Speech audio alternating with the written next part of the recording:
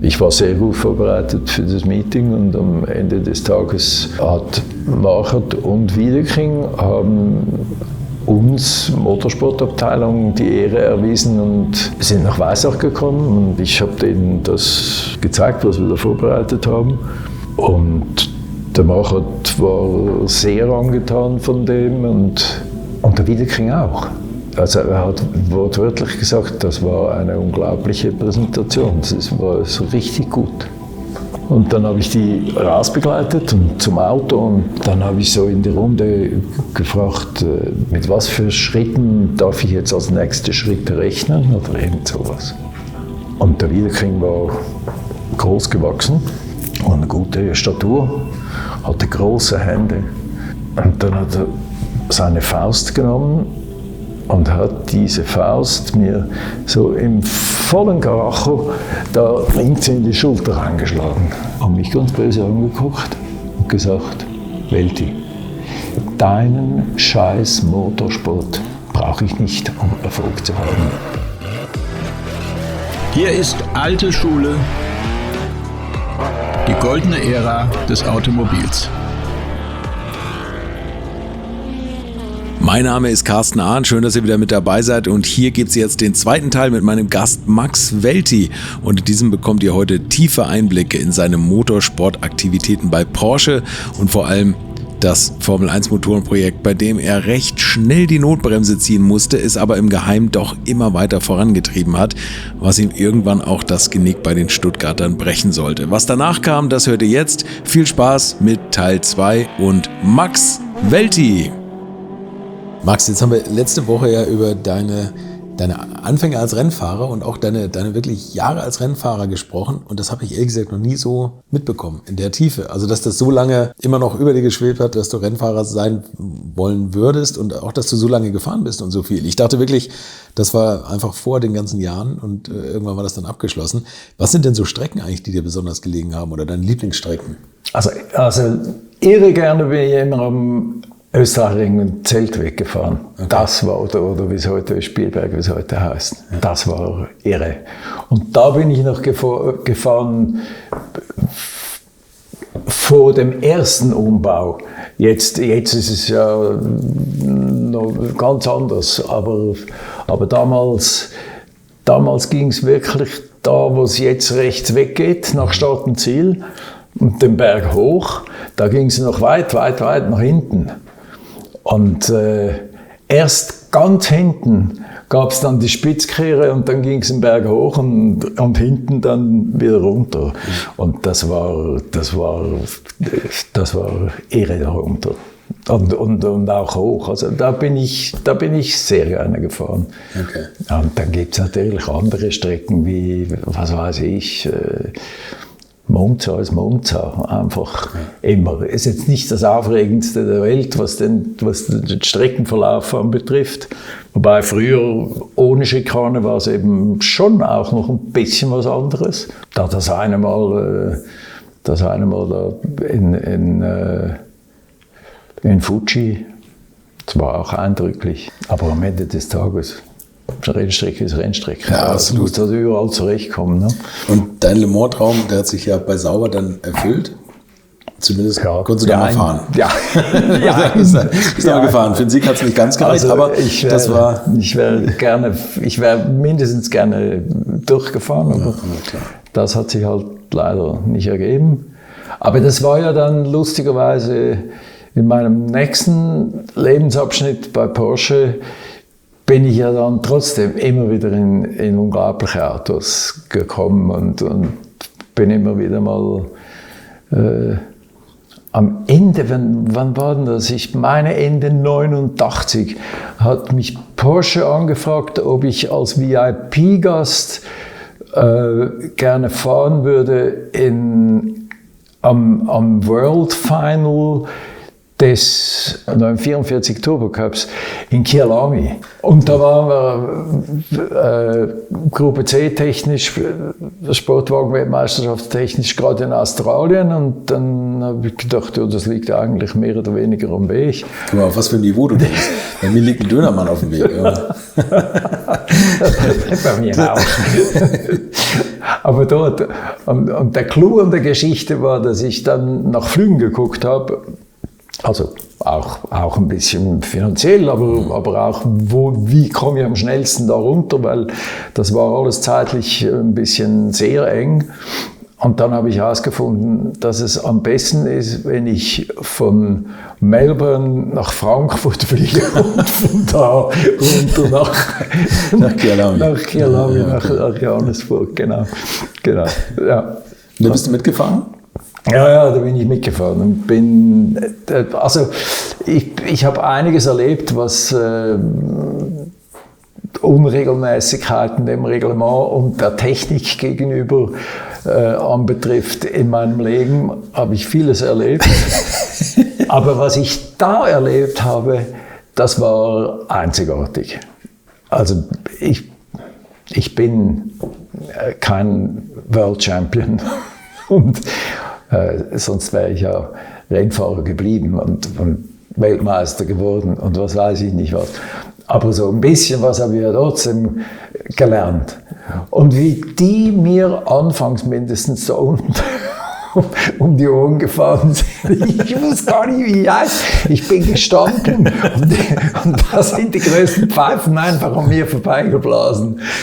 Und ich hab meinen Peter Baumann da in die Schweiz angerufen und habe gesagt, was geht da vor? Da läuft einfach was nicht sauber. Das ist unmöglich. Und dann hat er gesagt, ja, muss dies gucken, muss das gucken und überhaupt. Und ja, also am Schluss war es dann ein bisschen besser, aber dann haben die von Porsche mir wieder gesagt, nee, Moment, das ist ein VIP-Auto, da wird nichts gedreht und getrickst und so, das geht. Und das machen die anderen auch nicht. Und da habe ich gedacht, ja, genau so ist es. Okay. Aber es war eine Riesenschau.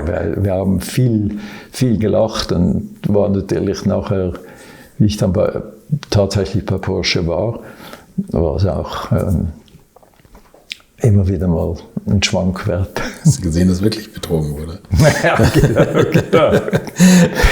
Also wir können das, glaube ich, abkürzen, weil das ist tatsächlich ja bekannt. Das Ende bei Sauber, ihr habt da wirklich alles im Grund und Boden gefahren. Wir haben es ja in der letzten Woche auch schon angedeutet. 1989 Le Mans gewonnen, Doppelsieg. Das erste und zweite, man konnte es jetzt gerade vor kurzem auch bei mir mit Jochen Maas im Podcast hören, da reden wir auch darüber. Ja, der Jochen hat natürlich eine ganz wichtige Rolle gespielt, das ist so, ja, wirklich. Ja, schön. Das war eine schöne Zeit mit Jochen, muss ich gestehen, sehr. Erst Jochen mit dem Jean-Louis Schlesser und dann Manuel Reuter und Stanley Dickens. Manuel Reuter, Stanley Dickens, dann in Le Mans, genau, war eine wunderbare Zeit. Das kann ich mir vorstellen. Und dann natürlich im nächsten Jahr auch wieder den Fahrertitel geholt. Und Le Mans seid ihr nicht gefahren? Le Mans sind wir nicht gefahren, weil wir der Meinung waren, also wir hatten ja einmal richtiges Glück. Ich meine, da war der Klaus Niedzwitz im Auto, wie das passiert ist. Da hatten wir in Le Mans 88 hatten wir einen Reifenschaden auf der Unodère-Geraden und das war ja wirklich ultra gefährlich, wenn dir da sowas passiert ist. Unter anderem halt eben auch deswegen, weil da hat es Leitplanken gehabt, vielfach einfache Leitplanken, in etlichen Fällen doppelte Leitplanken, aber sicher keine dreifachen, das hat es nicht gegeben da. Ja, also bei Geschwindigkeiten, ich glaube, den inoffiziellen Streckenrekord hat der Jean-Louis Schlesser gefahren mit einer Spitze von 409, meine ich, oder irgend so um den Dreh rum, knapp 410. Das ist ja überhaupt schön, dass im Rennauto für jede Runde eine 4 vorne steht. Einfach. Ja, genau.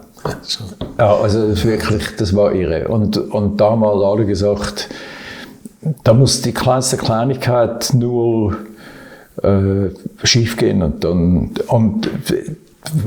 etwas sehr Trauriges und extrem Eindrückliches für mich war Joe Gardner, weil der Joe war ein überdurchschnittlich begabter Rennfahrer, Der hat auch als Mensch in die Welt gepasst, es war unglaublich. Und bevor er das letzte Mal ins Auto gestiegen war, haben wir ganz lange zusammengesessen und gesprochen und Witze gemacht und gelacht, aber auch ernsthaft und auch über die Gefahr von Le Mans gesprochen und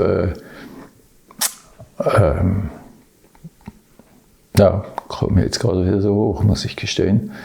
Und dann steigt der Joe ins Auto und kommt nicht mehr zurück. Ne?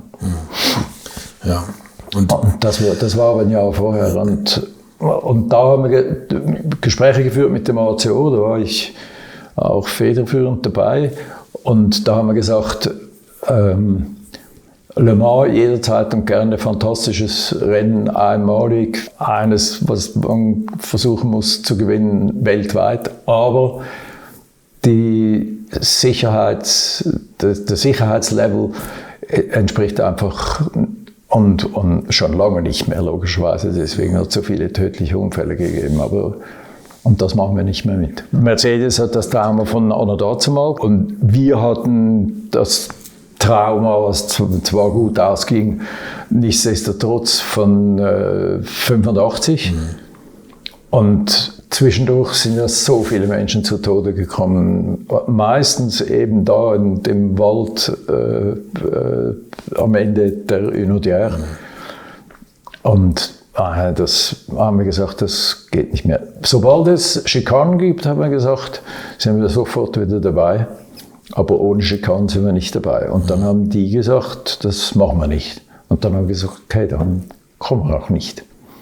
Was nur die halbe Wahrheit ist, weil wir haben dann entschieden, erstens als Zeichen gegenüber dem ACO, aber auch für uns, die ganze Mannschaft, von denen die wollten, und das wollten so gut wie alle, fahren sehr wohl nach Le Mans. Aber ohne Auto. Nur wir in Personam. Und das war auch ein Erlebnis, logischerweise. Und war nett für den ACO zu sehen, das geht nicht gegen ACO. Das ist einfach eine Frage der Sicherheit. Und dann war es ja dann, glaube ich, umgebaut für 91 war es dann umgebaut, genau. Und da warst du dann schon bei Porsche. Wie bist du zu Porsche gekommen? Ja, irgendwann Mitte 1990 hat bei mir das Telefon geklingelt und da war der Müller am Telefon. Ich meine sogar, er hätte tatsächlich Herr Müller geheißen, von irgendeinem Headhunter, der gesagt hat, Porsche wäre interessiert, sie anzuhören für das Formel-1-Projekt und die erachten, dass sie der Richtige wären dafür und hätten sie da Interesse. Und dann habe ich gesagt, ja, weiß ich nicht, also bin jetzt ein bisschen überrascht, aber grundsätzlich besprechen sollte man immer miteinander. Und dann haben wir gesprochen und dann war das ein positives Gespräch, denke von beiden Seiten. Und dann wollte mich aber derjenige kennenlernen, der potenziell dann mein Chef werden würde, der Ulrich Beetz. Und dann habe ich mit ihm getroffen und dann, das war ein überdurchschnittlich freundliches, noch nicht freundschaftlich, aber freundliches Gespräch. Und er hat gesagt, ich würde wirklich das wahnsinnig gerne mit Ihnen tun. Ich glaube, Sie wären der Richtige, bla bla bla bla bla bla. Und dann habe ich gesagt, ja, aber wie geht denn das Projekt voran?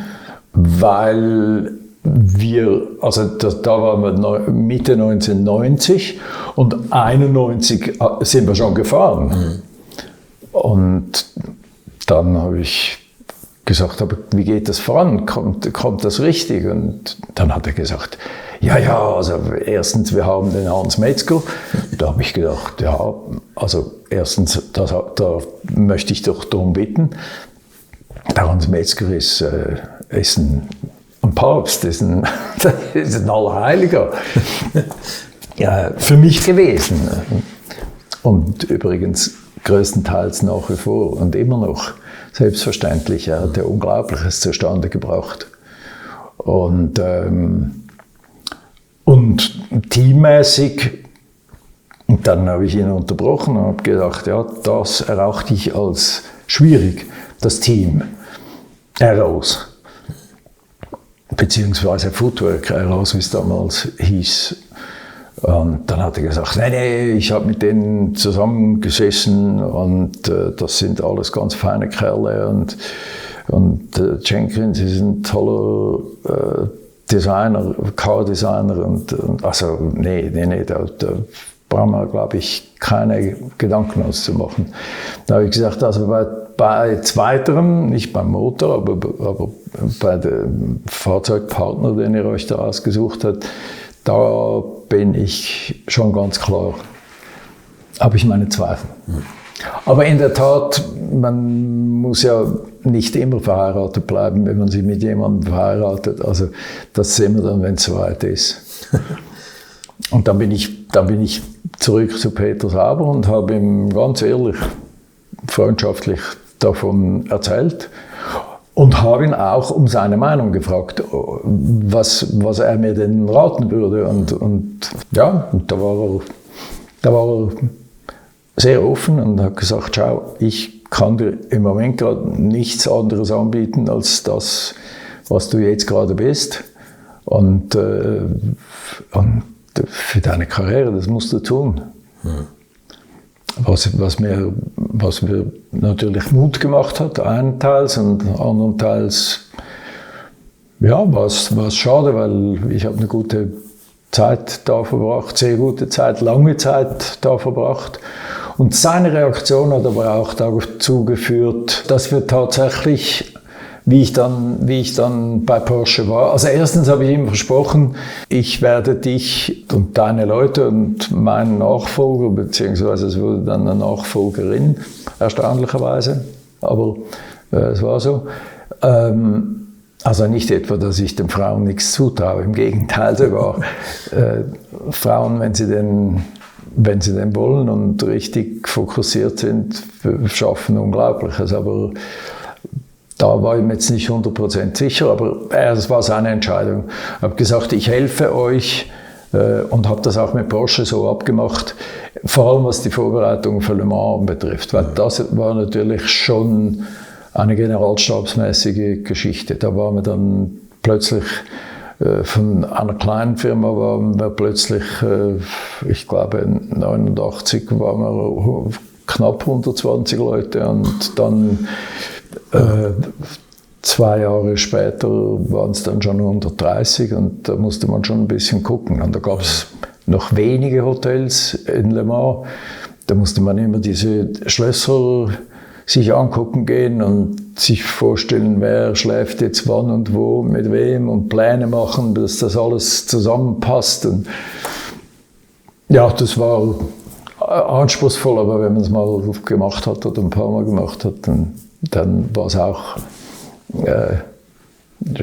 Schnee von gestern, war es immer wieder ähnlich. Aber für jemanden, der das neu gemacht hat, ja gut, also da war ich auch, ich meine auch 1 oder 2 Mal extra dafür weg von Porsche und mit den Zaubermannen noch in Le Mans, um das eben in die Reihe zu bringen. Also das war spannend und dann bin ich zu Porsche gekommen, ursprünglich als Projektleiter Formel 1, nicht als Rennleiter. Und das war spannend, logisch, bis ich das Auto das erste Mal gesehen habe. Die ganzen Befürchtungen bewahrheitet, ne? Ja, nee, es war viel schlimmer. Ich war mir ganz sicher, ich wusste, dass der Hans Metzger einen Motor gemacht hat für IndyCar, der nicht sein goldener Wurf war. Sage ich mal bescheiden. Es gibt andere, die sprechen nicht so höflich wie ich. Ich kann das aber nicht beurteilen und deswegen weiß ich einfach das, was ich aus der Presse und von meinen damaligen Kontakten schon gehört habe, dass das kein erfolgreiches Projekt war. Aber ja, also für mich war das ein Ausrutscherchen von Hans Metzger. Und dann habe ich diesen Formel-1-Motor gesehen und ich muss gestehen, wo ich den das erste Mal gesehen habe, das war für mich wie ein Schlag. Ich habe gesagt, das kann nicht wahr sein. Das kann nicht wahr sein. Was war das, was du da gesehen hast oder was dich da so... Die Größe dieses Motors. Ja, genau, der war schwer. Unfassbar, unfassbar. Und ich hatte damals schon ein überdurchschnittlich freundschaftliches Verhältnis mit Mario Elien. Und der Mario Elien war natürlich der Vorreiter des modernen, hochdrehenden oder super hochdrehenden Verbrennungsmotors. Und der Mario hat einen Motor hingestellt, da musstest du immer ganz neu hin mit dem Kopf, um zu sehen, wo der Motor überhaupt steckt. Lesebrille aufsetzen. Und hat unglaubliche Werte erreicht in jeder Beziehung. Verbrauch, Größe, Abmessungen, Gewicht, irre. Und von mir war ein Motorbootmotor. Ein Schiffsdiesel, ja. Und also der Hans Metzger hat mir dann erklärt, dass das eben, er hat ja diesen Takt-Turbomotor gebaut und das ist ein Sechszylinder und da war er jetzt der Meinung, dass die Lösung ist halt eben 2 von diesen 8 sehr erfolgreichen Sechszylindermotoren hintereinander zu bauen und einen Zentralabtrieb zu bauen. Wie er beim 917 ja auch schon hatte. Ja. Genau. Ja, genau. Aber da war es erfolgreich. Ja, da war es extrem erfolgreich. Ja. Also das war ein schwieriger Moment, muss ich gestehen. Weiß ich noch. Ja, kann ich mir vorstellen. Einmal der große Hans Metzger. Ja. Mit allen seinen Vorschusslorbeeren und du als relativ junger genau. Verantwortlicher. Ja. Ja, das war irre und das war so ein Schock. Und dann sind wir, ich glaube, die ersten Testfahrten, wo ich eben dabei war, waren in Silverstone. Damals hat man ja viel in Silverstone, auch im Winter, gearbeitet und einfach gehofft, dass es trocken ist. Und es war einfach alles schlecht. Der Motor zuerst lief er nicht, dann lief er wohl. Und dann das Zusammenspiel zwischen Porsche und Footwork Aeros war auch sehr fragwürdig. Also ich habe gemerkt, da kommt ein unfassbarer Haufen von Ungereimtheiten auf mich zu. Ja, und dann ging halt leider die Saison schon viel zu früh los. Viel zu früh los. Also für uns, für die anderen nicht, aber für uns schon. Stimmt, es gab auch in dem Jahr einen Weltmeister, der es geschafft hat. Das gab es, genau. Ja, von den denkt man gerne zurück. Ja. Und dann hat sich nochmals manifestiert, was eigentlich bereits da der Todesstoß war von diesem Projekt. Und ich kam ja wie die Jungfrau zum Kind. Ich habe das Beste erwartet und habe nicht geglaubt, was ich da sehe. Und der größte Sargnagel an der ganzen Geschichte war die Ölversorgung des Motors. Und die Porsche-Leute, inklusive Hans Metzger, ganz laut und deutlich, und seinem damaligen engsten Mitarbeiter Wolfgang Hatz, der zuständig war für Entwicklung und Forschung für die Zukunft. Die haben immer behauptet, das Problem liegt beim Auto. weil der Öltank ja Verantwortung ist des Teams. Und das Team hat immer gesagt, also sorry, aber ja, wir haben einen Öltank gebaut, weil ihr das wolltet, das ist schon okay. Und wir haben auch schon Öltanks gebaut, die funktionieren auch alle perfekt. Aber das liegt nicht am Öltank, das liegt bei euch. Also vielleicht liegt es schon am Öltank, aber das liegt nicht im Auto, das wollte ich sagen. Das liegt bei euch am Motor. Und das ist natürlich eine Katastrophe. Wenn diese Diskussion beginnt, die eine Partei spielt gegen die andere aus und umgekehrt. Das haben später viele andere, unter anderem auch BMW mit Williams, haben auch solche Gespräche stattgefunden. Und das war ein viel erfolgreicheres Projekt an und für sich. Ne? Da hat es nicht an Basics gefehlt, aber auch die haben damals Berger für BMW und doch nicht und für Williams und doch nicht. Und das war schwierig. Ja, das war extrem schwierig. Jo. Und dann sind wir zum ersten Rennen und das war in Phoenix, Arizona. Und es war nicht nur heiß, wie es halt in Phoenix heiß ist, sondern es war auch sonst heiß. Nein, es war eine Katastrophe. Also es war einfach wirklich in jeder Beziehung eine Katastrophe.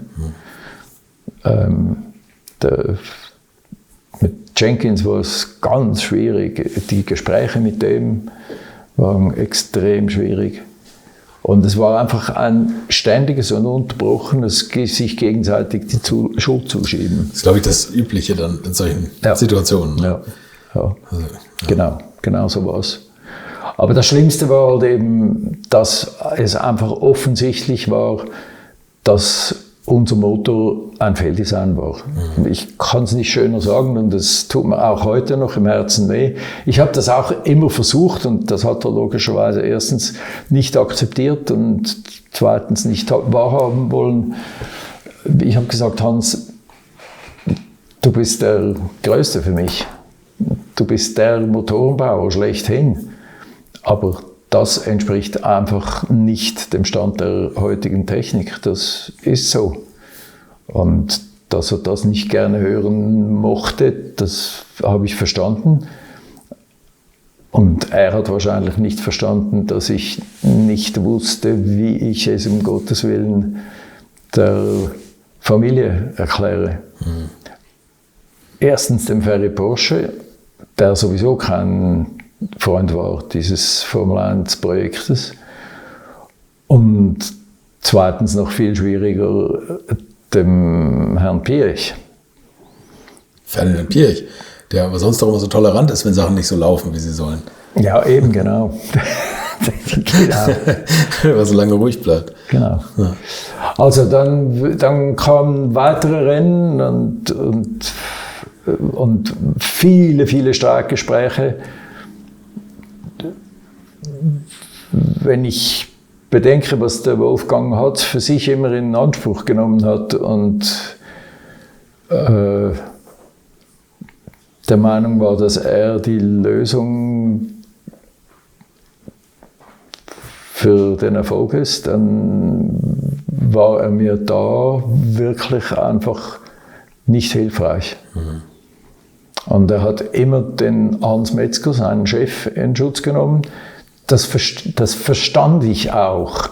Aber ich habe immer gesagt, Wolfgang, das kann nicht unser Interesse sein. Und das Problem liegt bei uns. Nicht nur, was das Design anbetrifft und wie kommen wir mit dem Gewicht runter und wie stellt ihr euch das vor für die Saison jetzt ist gelaufen, aber für die nächste Saison und wie soll das gehen? Und ich muss Pläne haben, ich muss OKs haben, ich muss Handshakes haben oder Unterschriften unter gewissen Papieren. Anders geht es nicht. Und die Streitereien haben nicht aufgehört. Das habe ich auch, dem Jackie Oliver habe ich das auch gesagt. Also, wenn du deine Leute nicht in den Griff kriegst, ihr müsst, und dann hat er mir gesagt, ja, klar, wir müssen, aber du musst auch, du hast deine Leute auch nicht im Griff. Schau mal, was ihr uns hingestellt habt da in Sachen Motor und. So ging es ständig hin und her. Wir hatten einen Motorschaden nach dem anderen. Es drohte das Material auszugehen, logischerweise. Und dann kam das entscheidende Rennen, das war in Mexiko. Und da war diese berühmte Kurve in Mexiko. Die war überhöht. Wo übrigens die war so überhöht und oben an der Kante war ein Kiesbett oder so eine Mischung zwischen Erde und Kies. Aber so in einem stumpfen zwar, aber trotzdem einfach also von schräg zu flach. Man wäre drüber weggeflogen, wenn man es noch angelegt hätte. Und viele haben sich da auch abgetan. Und das Erstaunlichste, das kann ich mich gut erinnern, der Senna hat sich sogar da tatsächlich überschlagen. Also der ist kopfüber, hat er da im Sanddreck drin gesteckt, weiß ich noch gut. Dann haben sie ihn wieder umgedreht und ist nichts passiert, aber nichtsdestotrotz. Und wir sind auf keinen grünen Zweig gekommen, können wir auch noch gut erinnern. Und dann in der Runde, weiß nicht, 16, 18, 20, früh im Rennen, hat es einen Riesenschlag getan. Und ich meine, ich weiß jetzt nicht mehr, bei welchem Auto zuerst. Motorschaden, kapitaler Motorschaden. Und 2 Runden später hat es nochmal einen Riesenschlag getan. Genau gleich. Wir haben die Schläge gehört und an den Boxen. So hat es das Ding zerrissen, dass ich zu mir gesagt habe, das war's. Das mache ich so nicht weiter. Dann bin ich zu jedem hin. Wolltest du kündigen oder wolltest du das Motorengagement? Nein. Also du wolltest den Motor zurückziehen? Nein, kündigen, das gibt es nicht. Hätte sein können, dass du sagst. Nein. Der Dr. Betz hat mich belogen. Jetzt. Nein. Der Ulrich Betz, der hat sicherlich mich nicht willentlich belogen, das glaube ich nicht. Wenn ich schon früher hätte dabei sein dürfen, dann hätte ich gesagt, also dann hätte man auf Dinge aufmerksam machen können. Aber so hatte ich ja gar keine Chance. Dann bin ich zu jedem hin in Mexiko und habe die Hand geschüttelt, habe gesagt, tschüss, ich bin da mal weg. Und dann haben die gesagt, wie, weg? Jetzt müssen wir Debriefing machen. Dann habe ich gesagt, nein, das macht ihr alleine. Ich bin weg, habe meinen Flug umbuchen lassen, von Montag auf Sonntag, bin am Sonntag in der Nacht mit dem erstbesten Flieger zurück nach Stuttgart geflogen. Dann hat mich einer abgeholt am Flughafen und hat mich netterweise und hat mich gefragt, er geht richtig in der Annahme, dass er mich jetzt in meine Wohnung fährt. Und dann habe ich gesagt, nee, das ist falsch, ich muss nach Zuffenhausen. Und dann hat er gesagt, ja, aber jetzt, also nach so einem anstrengenden Wochenende, habe ich gesagt, ich muss nach Zuffenhausen. Ja, was denn in Zuffenhausen? Und da habe ich gesagt, ich muss den Vorstand treffen. Und dann hat er gesagt, er war der Assistent des Vorstandsvorsitzenden. Und da hat er gesagt, ja, die haben jetzt das wöchentliche Vorstandstreffen, Vorstandsmeeting. Und dann habe ich gesagt, das weiß ich, deswegen bin ich auch hier. Ja, aber er könnte sich jetzt gar nicht erinnern, dass ich mich da angemeldet hätte. Und dann habe ich gesagt, das habe ich auch nicht. Aber ich bin heute trotzdem in diesem Meeting drin. Das wissen Sie nur noch nicht. Auf jeden Fall bin ich, also der hat sich mit Händen und Füßen gewehrt, hat gesagt, auf gar keinen Fall, da kommt keiner. Es kommen nur die angemeldet sind, angesagt sind und auch Sprechzeit bekommen haben. Und dann habe ich gesagt, das mag im Normalfall so sein und ist im Normalfall auch richtig, aber das ist ein Notfall. Und ich werde da rein und bin da ins Büro und er ist mir immer hinterher und hat gesagt, das geht nicht, das geht nicht, das geht nicht. Und dann habe ich gesagt, ja, das geht aber wohl. Und dann bin ich an den beiden Damen vorbei, die Vorzimmerdamen waren von Anna Bohn, und habe gesagt, grüß Gott, und ich muss da mal schnell. Und dann haben die gesagt, auf gar keinen Fall, sind Sie des Wahnsinns.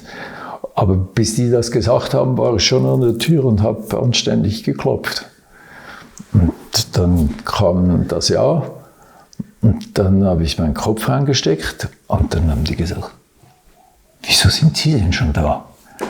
Und dann habe ich gesagt, weil Herren, es tut mir leid, dass ich Sie unterbreche, bla bla bla bla, aber ich muss unbedingt Sie sprechen.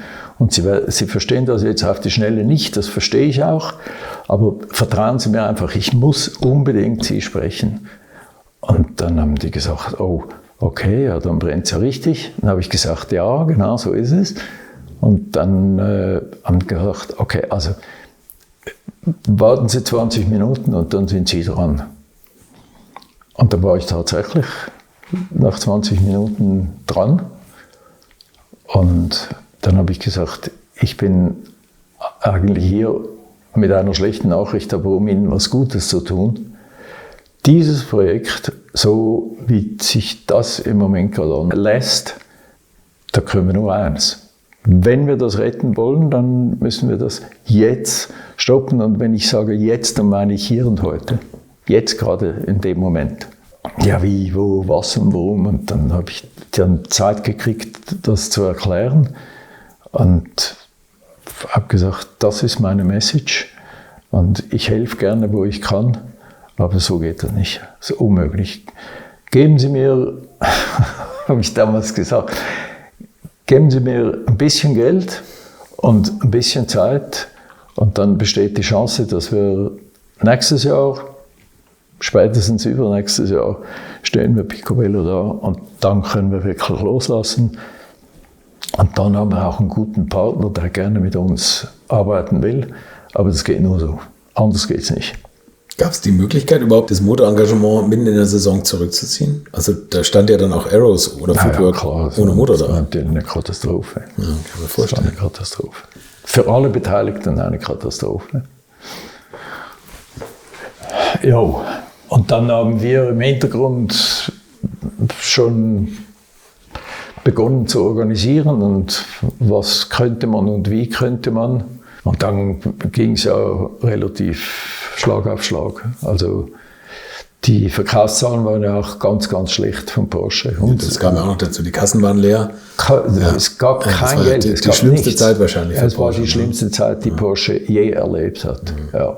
Der Schutz hat sie aufgefüllt, dann ist die ganze Wirtschaft zusammengebrochen. Mhm. Dann war aus einem Riesenhaufen plötzlich nichts mehr da. Dann hat man versucht, über ein Indie-Projekt die Lage in Amerika ein bisschen zu beschönigen. Das hat auch nicht geklappt. Auch sportlich eben, wie gesagt, nicht. Und jetzt das. Und ja. Also ich habe Ulrich Beetz nie ich habe nie die Schuld gegeben für das. Einenteils. Aber anderenteils hat er sich einfach viel zu spät einen Fachmann beigezogen. Auch er war natürlich der Meinung, wenn ich den Motor in die Hände von Hans Metzger lege, dann muss ich mich eigentlich gar nicht mehr darum kümmern. Das geht sowieso gut. Wie gut war dein Verhältnis zu Hans Metzger danach? Ja, nein, logischerweise. Es war vorher schon schlecht. Ja, klar. Weil Hans hat etwas getan, ich hätte es mir so inniglich gewünscht, dass er sich mal mit mir zusammengesetzt hätte und gesagt hätte, da ist wirklich etwas, da ist was nicht gut. Du hast recht, oder lange waren wir noch per Sie, aber das geht so nicht. Und wir machen etwas Neues und mit dem Neuen treten wir dann entsprechend an. Aber er hatte die Leute gar nicht. Also der Mario Illien, der war überdurchschnittlich freundschaftlich mir verbunden. Der Mario hat mir Dinge erzählt, die habe ich logischerweise während meines Studiums nie so gelernt, weil das gab es damals gar nicht. Und der hat mir erklärt, wie das funktioniert mit diesen hochdrehenden Motoren und wie man da erreichen kann, dass eben die ganze Ventilsteuerung eben so ist, dass man mit solchen Drehzahlen überhaupt zurechtkommt. Und er hat mir gesagt, schau du, also wir gehen auf 20.000 Umdrehungen zu pro Minute, überleg dir das mal, 20.000 Umdrehungen pro Minute, habe ich gedacht, das ist eigentlich wirklich irre. Und nur schon die Ölversorgung alleine das ist so anspruchsvoll. Und dann hat er mir gesagt, wie sein Maß ist er hat mir ganz viele Daten gegeben, wo ich wirklich gesagt habe, das ist unfassbar, dass er mir das überhaupt erzählt. Er hat gesagt, schau, mein Abstand vom Center Crank bis zum unteren Teil des Gehäuses ist 20 mm oder irgendetwas. Komplett jenseits von Gut und Böse. Und ich bin mit diesen Daten zum Metzger. Und dann hat er gesagt, also, Max Welti, so nach dem Motto, ihn kann man jeden Bären aufbinden. Sie glauben einfach alles. Und da habe ich gesagt, nein, ich glaube nicht alles, ganz sicher nicht.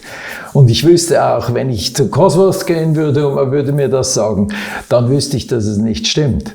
Aber da weiß ich, dass es stimmt, weil ich es mit eigenen Augen gesehen habe. Der hat mir das auch gezeigt. Der hat mir die Klamotten gezeigt.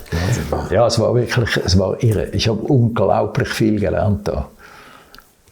Also es kam so, wie es kommen musste.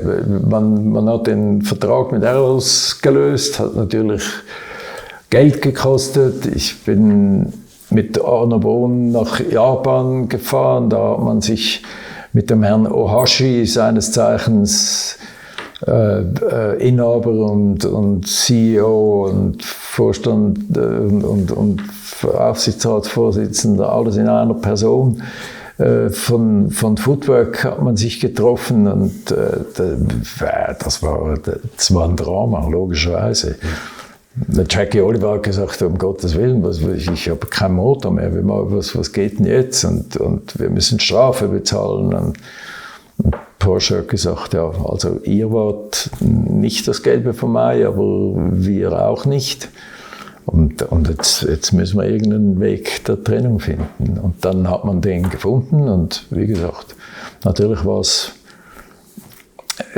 war nicht günstig, aber gemessen am Schaden, der dem Porsche entstanden wäre, wenn man weitergemacht hätte, war das natürlich das kleinste aller Übel.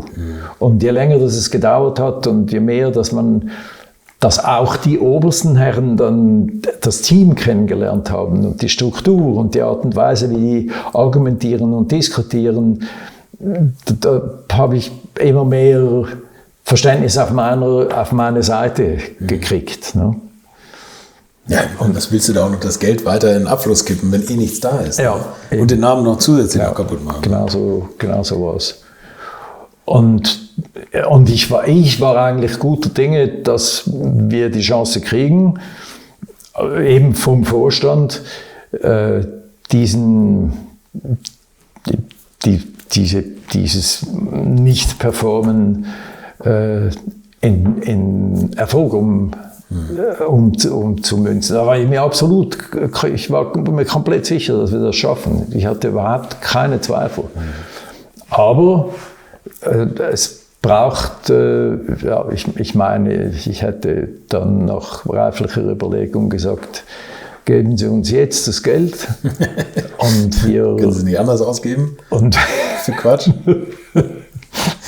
und wir beweisen Ihnen innerhalb eines guten Jahres, dass wir das schaffen. Und dann kam der Chef der Chefen auf den Plan. Dann gab es eine außerordentliche Aufsichtsratssitzung in Stuttgart Downtown in irgendeinem Hotel. Und da war der ganze Vorstand und da war der ganze Aufsichtsrat und da war auch der Herr Aufsichtsratsvorsitzende, seines Zeichens der Herr Pirch. Und der Herr Pirch, der hat gesagt, das war's. Und solange ich lebe, wird Porsche nie mehr Formel 1 machen. Und gemeint hat er eigentlich, solange ich lebe, wird der ganze VW-Konzern nie mehr Formel 1 machen. Aber was er auch durchgezogen hat. Er rotiert gerade im Grab, wenn er hört, was bei Audi los ist. Ach, das ist ja unfassbar. Wenn der Propeller schon im Grab, wenn er das hört. Ja. Und wenn er das sieht, was er da aufgebaut oder weitestgehend hauptverantwortlich da aufgebaut hat oder in die Wege geleitet hat. Und jetzt geschieht da das, was geschieht. Das ist irre. Und dann kam eine traurige Zeit in meiner Laufbahn.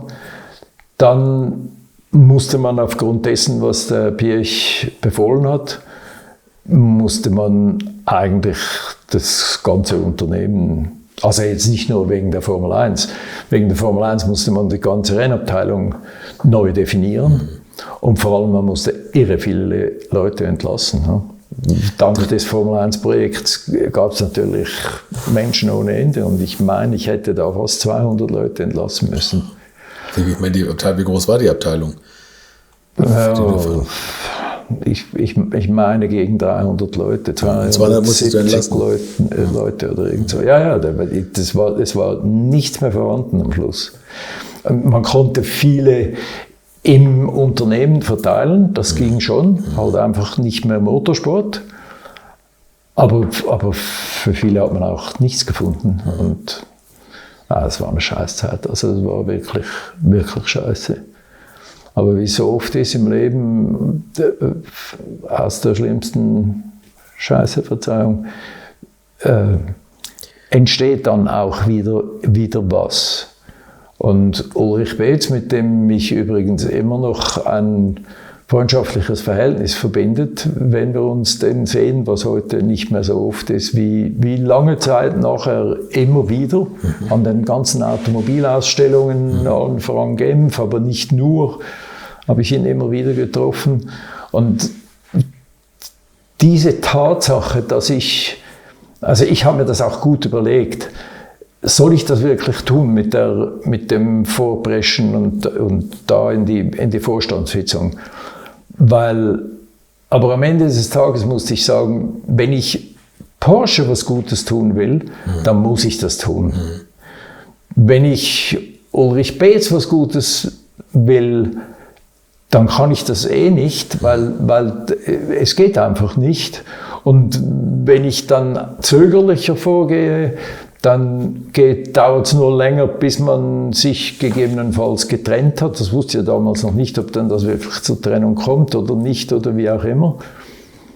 Und dann tue ich aber auch am Dr. Beetz nichts Gutes in dem Sinne. Ne? Und deswegen habe ich mich dann so entschieden, wie ich entschieden habe.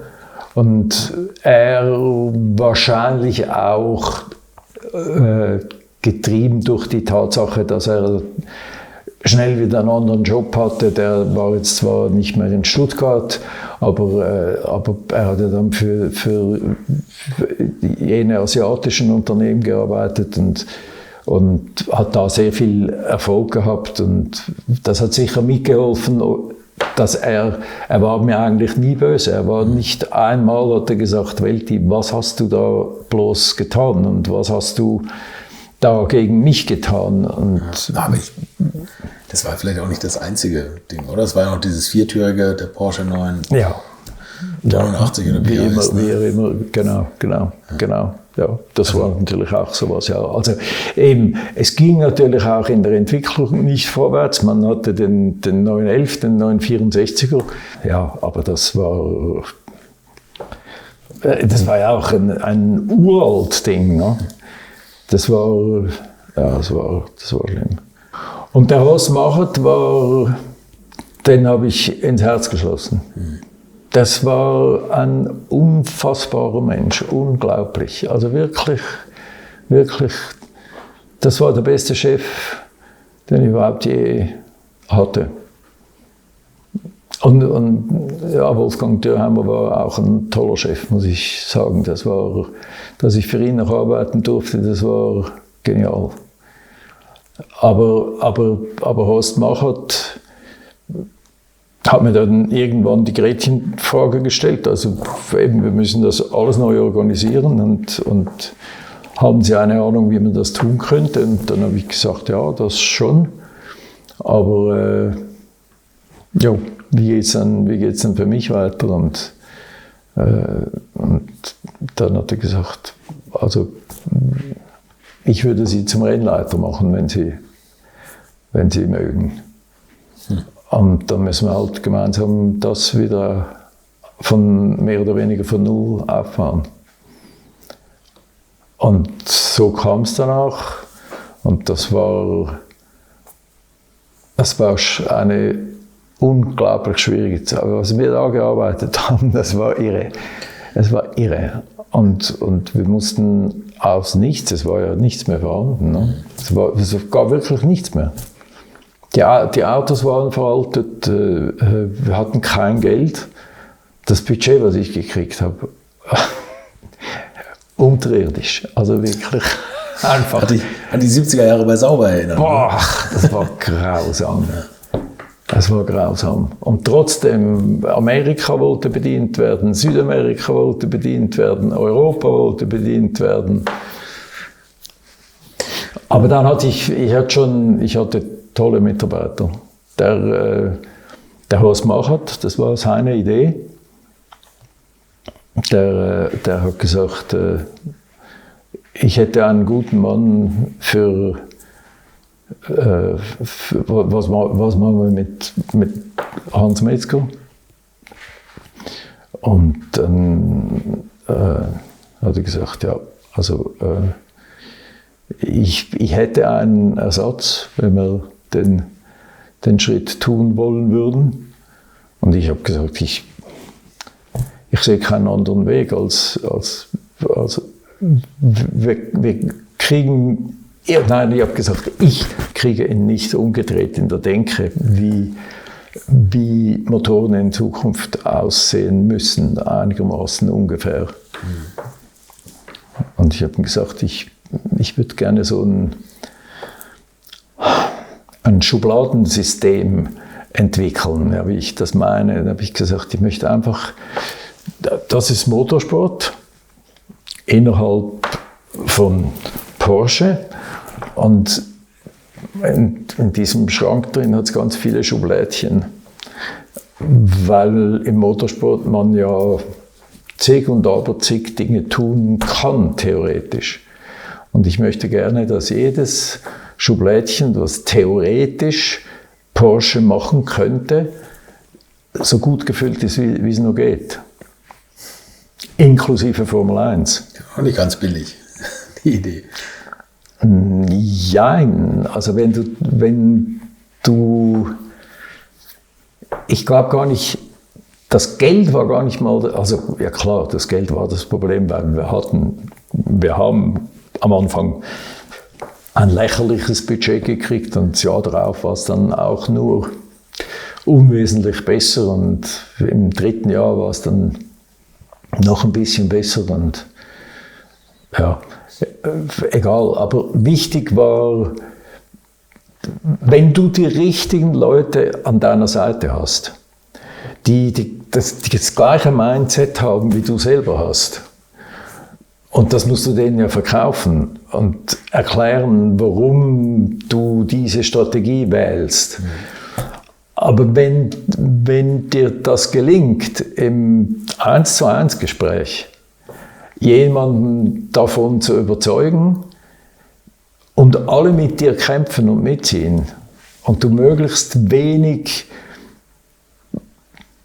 politische Interaktionen zu überstehen hast und dich wirklich auf deinen Job konzentrieren kannst oder auf die Projekte, die dann abgesegnet werden,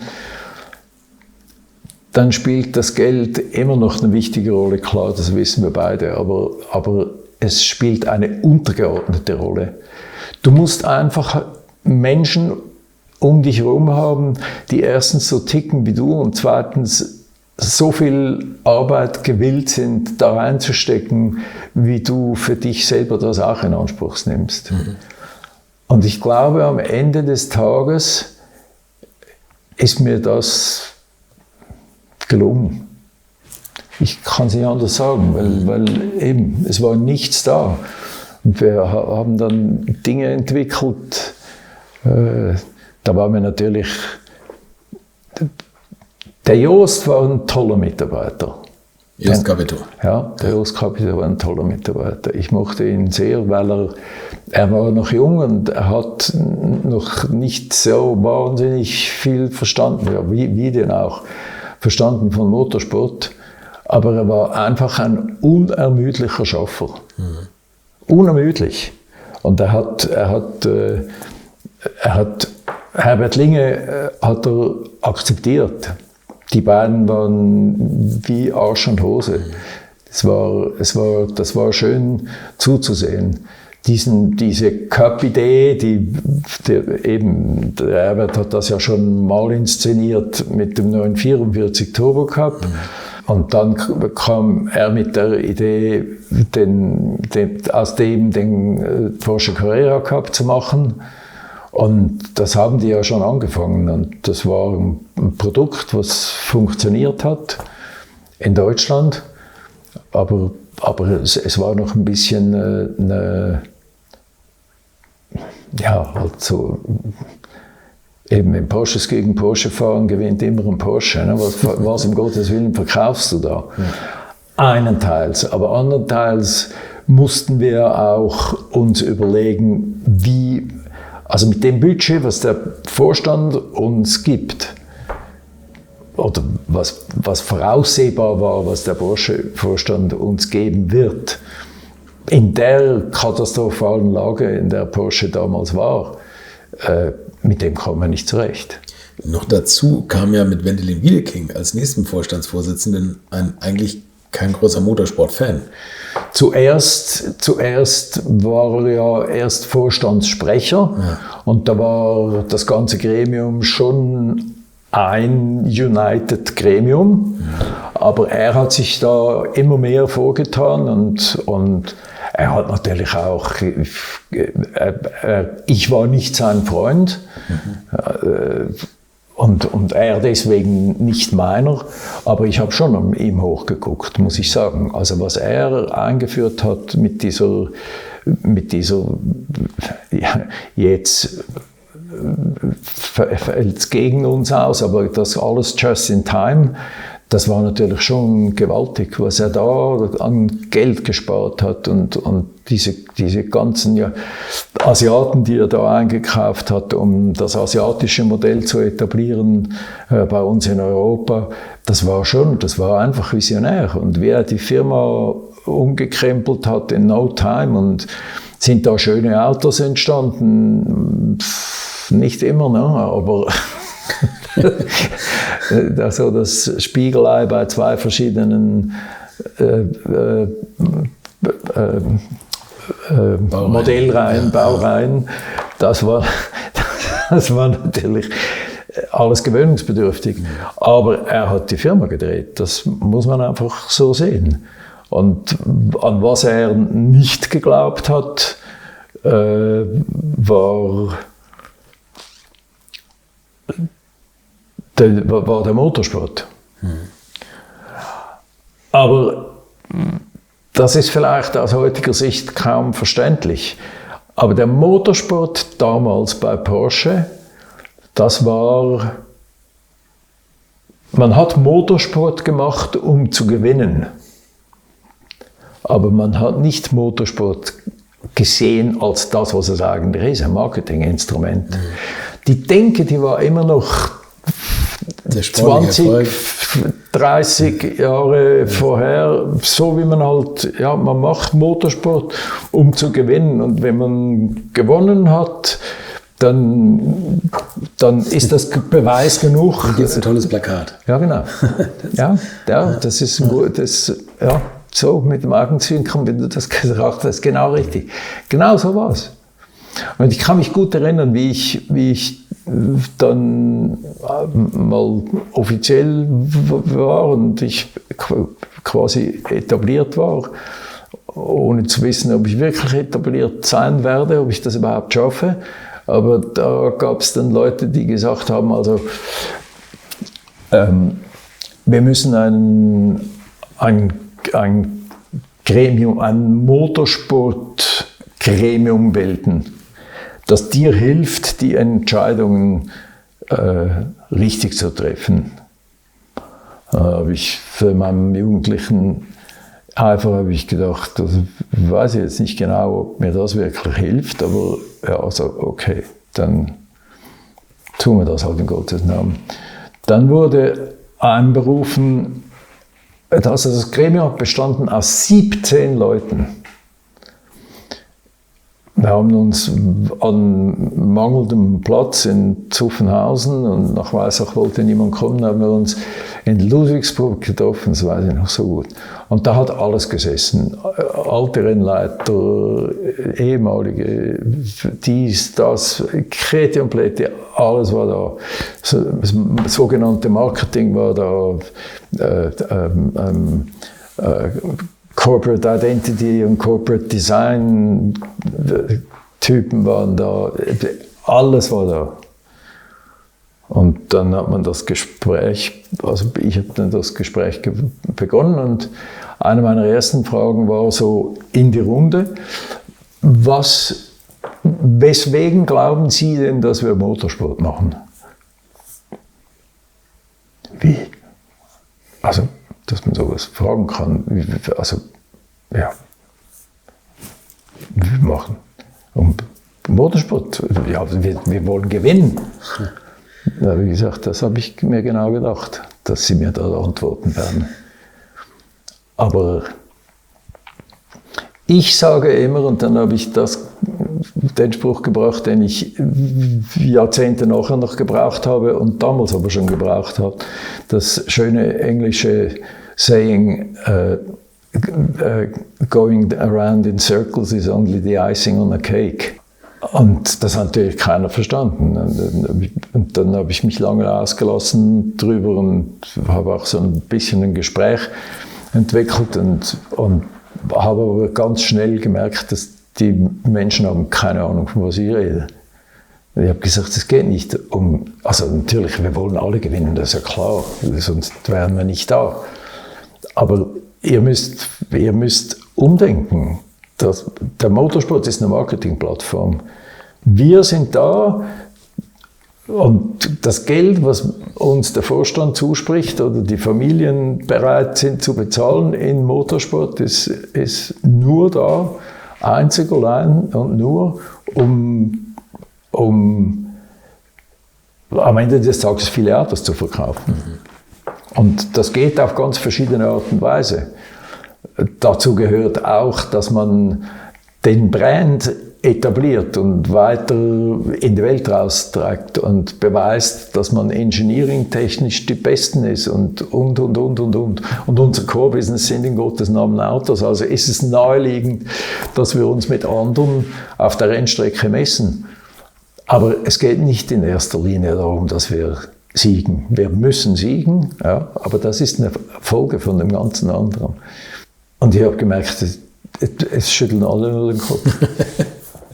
Und dann bin ich aufgestanden und habe gesagt, das war meine Message an Sie, meine Herren, und Sie haben keine Message zurück und deswegen gehe ich jetzt. Und das Meeting ist für mich beendet. Vielen Dank. Und gedacht habe ich, gesagt habe ich es nicht, das war das allerletzte Mal, wenn wir so ein Meeting machen, weil das bringt gar nichts. Und das erzähle ich so nicht, um zu sagen, was ich für ein Hecht war, überhaupt nicht, aber um solche Basics in Anführungszeichen, ist natürlich letztendlich das Wichtigste von allem, ging es damals. Oder später dann, nach 94, nach dem Le Mans-Sieg, was um Gottes Willen tun wir jetzt? Weil das war das letzte Mal, wo ein Aluminiumchassis gewonnen haben wird. Ja. Und wir haben null Know-how in unserem Laden. Null. Wenn es um Kohle geht. Ja. Nichts. Aber da haben wir dann auch wieder eine Lösung gehabt. Aber so war das damals. Und wir waren eine tolle Mannschaft. Der Le Mans-Sieg 1994, da hat dich Wendell Wiedeking fast erpresst, oder? Also er hat gesagt, ihr müsst gewinnen, das musst du ihm versprechen oder so, ne? Ja, da hat er mich bestellt nach Zuffenhausen. Und dann hat er gesagt, also Welti, er hat mir nie einen Vornamen gesagt und er hat mir nie Herr Welti gesagt, er hat immer gesagt Welti. Also Welti, ich habe dich kommen lassen, wir waren nie per Du. Welti, ich habe dich kommen lassen wegen Le Mans, wie sieht denn das da aus? Und dann habe ich erzählt, wie es steht. Und ein Riesenprojekt, spät angefangen, politisch ganz schwierig damals gewesen, den ACO davon zu überzeugen, dass unser Auto jetzt plötzlich nicht mehr ein C1-Auto war, sondern ein GT1-Auto und viel Geschick hat's gebraucht, um das Reglement so hinzubiegen für uns, dass es für uns machbar wurde. Ja, es geht voran und wir werden eine Chance haben, da vorne mitzufahren. Und dann hat er mir gesagt, nee, zum Gewinn. Und dann habe ich gesagt, ja, also klar, das ist das Ziel, dass wir gewinnen. Also dann will ich jetzt, dass du mir versprichst, dass wir gewinnen. Und dann habe ich gesagt, also verstehe jetzt nicht ganz die Frage, aber wie meinen Herrschaften? Und dann sagt er, ja, ich will jetzt ein Versprechen, dass wir Le Mans gewinnen werden. Und dann habe ich gesagt, nee. Also was ich Ihnen versprechen kann, das verspreche ich Ihnen auch tatsächlich. Wir tun das absolut Beste vom Besten, damit wir die Chance haben, Le Mans gewinnen zu können. Das verspreche ich Ihnen. Das kann ich Ihnen in der Hand versprechen. Aber dass wir Le Mans tatsächlich gewinnen, das kann ich Ihnen einfach. Ich kann nicht etwas versprechen, was ich Ihnen nicht versprechen kann. Das weiß ich doch nicht. Es gibt so viele Unvorhersehbarkeiten und die versuchen wir nach bestem Wissen und Gewissen alle auszusortieren. Aber da gibt es auch Unwägbarkeiten während eines Rennens. Die müssen gar nicht technischer Natur sein, müssen mit Porsche gar nicht unbedingt was zu tun haben. Bla bla bla bla. Ja, klar, reicht ja, wenn jemand reinfährt. Worauf er gesagt hat, also irgendwie, du verstehst mich wohl nicht richtig, Welti, aber das ist nicht eine Bitte, das ist eine Forderung. Ich will, dass du mir versprichst, dass wir Le Mans gewinnen. Und dann habe ich gesagt, ja, können Sie tun, was Sie wollen. Sie haben gehört, was ich Ihnen verspreche. Ich verspreche Ihnen das, was ich versprechen kann. Ich kann doch nie was versprechen, bla bla bla bla. Und das hat ihn so in Rage gebracht. Das hat ihn der ist komplett ausgeflippt. Und dann, ich hab ganz ruhig durchgeatmet. Ich war lange bei Willi Dungel, ich wusste, wie das geht, schön den Blutdruck runterzukriegen. Da habe ich gesagt, das kriegen Sie von mir nicht, das geht nicht. Ich habe es Ihnen gesagt und ich habe es wiederholt, ich wiederhole es auch nochmal, habe es nochmal wiederholt, das verspreche ich Ihnen, aber nicht, dass wir gewinnen. Ich hoffe, dass wir am Schluss gewinnen, ja, und wir tun alles dazu und dass wir dann oben auf der berühmten Brücke oben stehen, aber nee. Und das hat ihn komplett zum Wahnsinn getrieben. Ob Norbert Singer ihm das immer vorher versprochen hat, in den Jahren davor? Das habe ich habe keine Ahnung. Ja, nee, vorher war er noch nicht da oder nicht, ja, stimmt, nicht genau, wieder ja, natürlich. da. Er ist dann erst wieder gekommen. Ja, das war eine unschöne Geschichte, aber er war so. Und deswegen habe ich ihn nach wie vor als Manager bewundert. Was er als Porsche gemacht hat, auch dann die Entwicklung der zweiten Modellreihe und dann der dritten Modellreihe, das war schon beeindruckend. Und das hat er natürlich irre gemacht. Aber der Motorsport, das war nicht gut. Und da hat er dem Hause auch nicht, also er musste auch umlernen oder lernen, um zu akzeptieren, was ihm vorher nie gelungen ist. Und viele haben natürlich auch nicht darauf beharrt, wenn er eben solche Dinge getan hat wie mit mir. Aber wahrscheinlich hat er mir das nie verziehen, obwohl wir gewonnen haben. Und ich gesagt habe, Herr Wiedeking, jetzt ist Ihre Zeit, wir haben gewonnen, Sie gehören darauf. Ja. Hat er gesagt, im Leben nie, mache ich nicht. Ja, eingeschnappt. Sie gehen da hoch. Okay. Ja gut, dann bin ich hoch, aber nicht, eigentlich hätte nicht ich da oben sein sollen, sondern er hätte da oben sein sollen. Und das war schade. Aber es war ein unglaubliches Projekt für ein Budget, wo vor mir in anderen Zeiten, aber nach mir weiß ich niemand mehr um dieses Geld Le Mans gewonnen hat. Das ist, ich glaube, wir haben zugesagt gekriegt 12 Millionen D-Mark. Für alles? Für alles. Ja. Die ganze Entwicklung, alles, Einsatz, Nebenkosten. Kriegen jetzt einige Teamchefs feuchte Augen, wenn sie das hören, was man damit machen kann. Ja, das war tatsächlich so. Ich wusste auch nicht, wie das gehen sollte, aber am Schluss haben wir, also ich darf für mich in Anspruch nehmen, ich habe nicht ein einziges Jahr mein Budget überschritten. Das war auch schon seit der Ewigkeit, wenn überhaupt jemals vorher der Fall.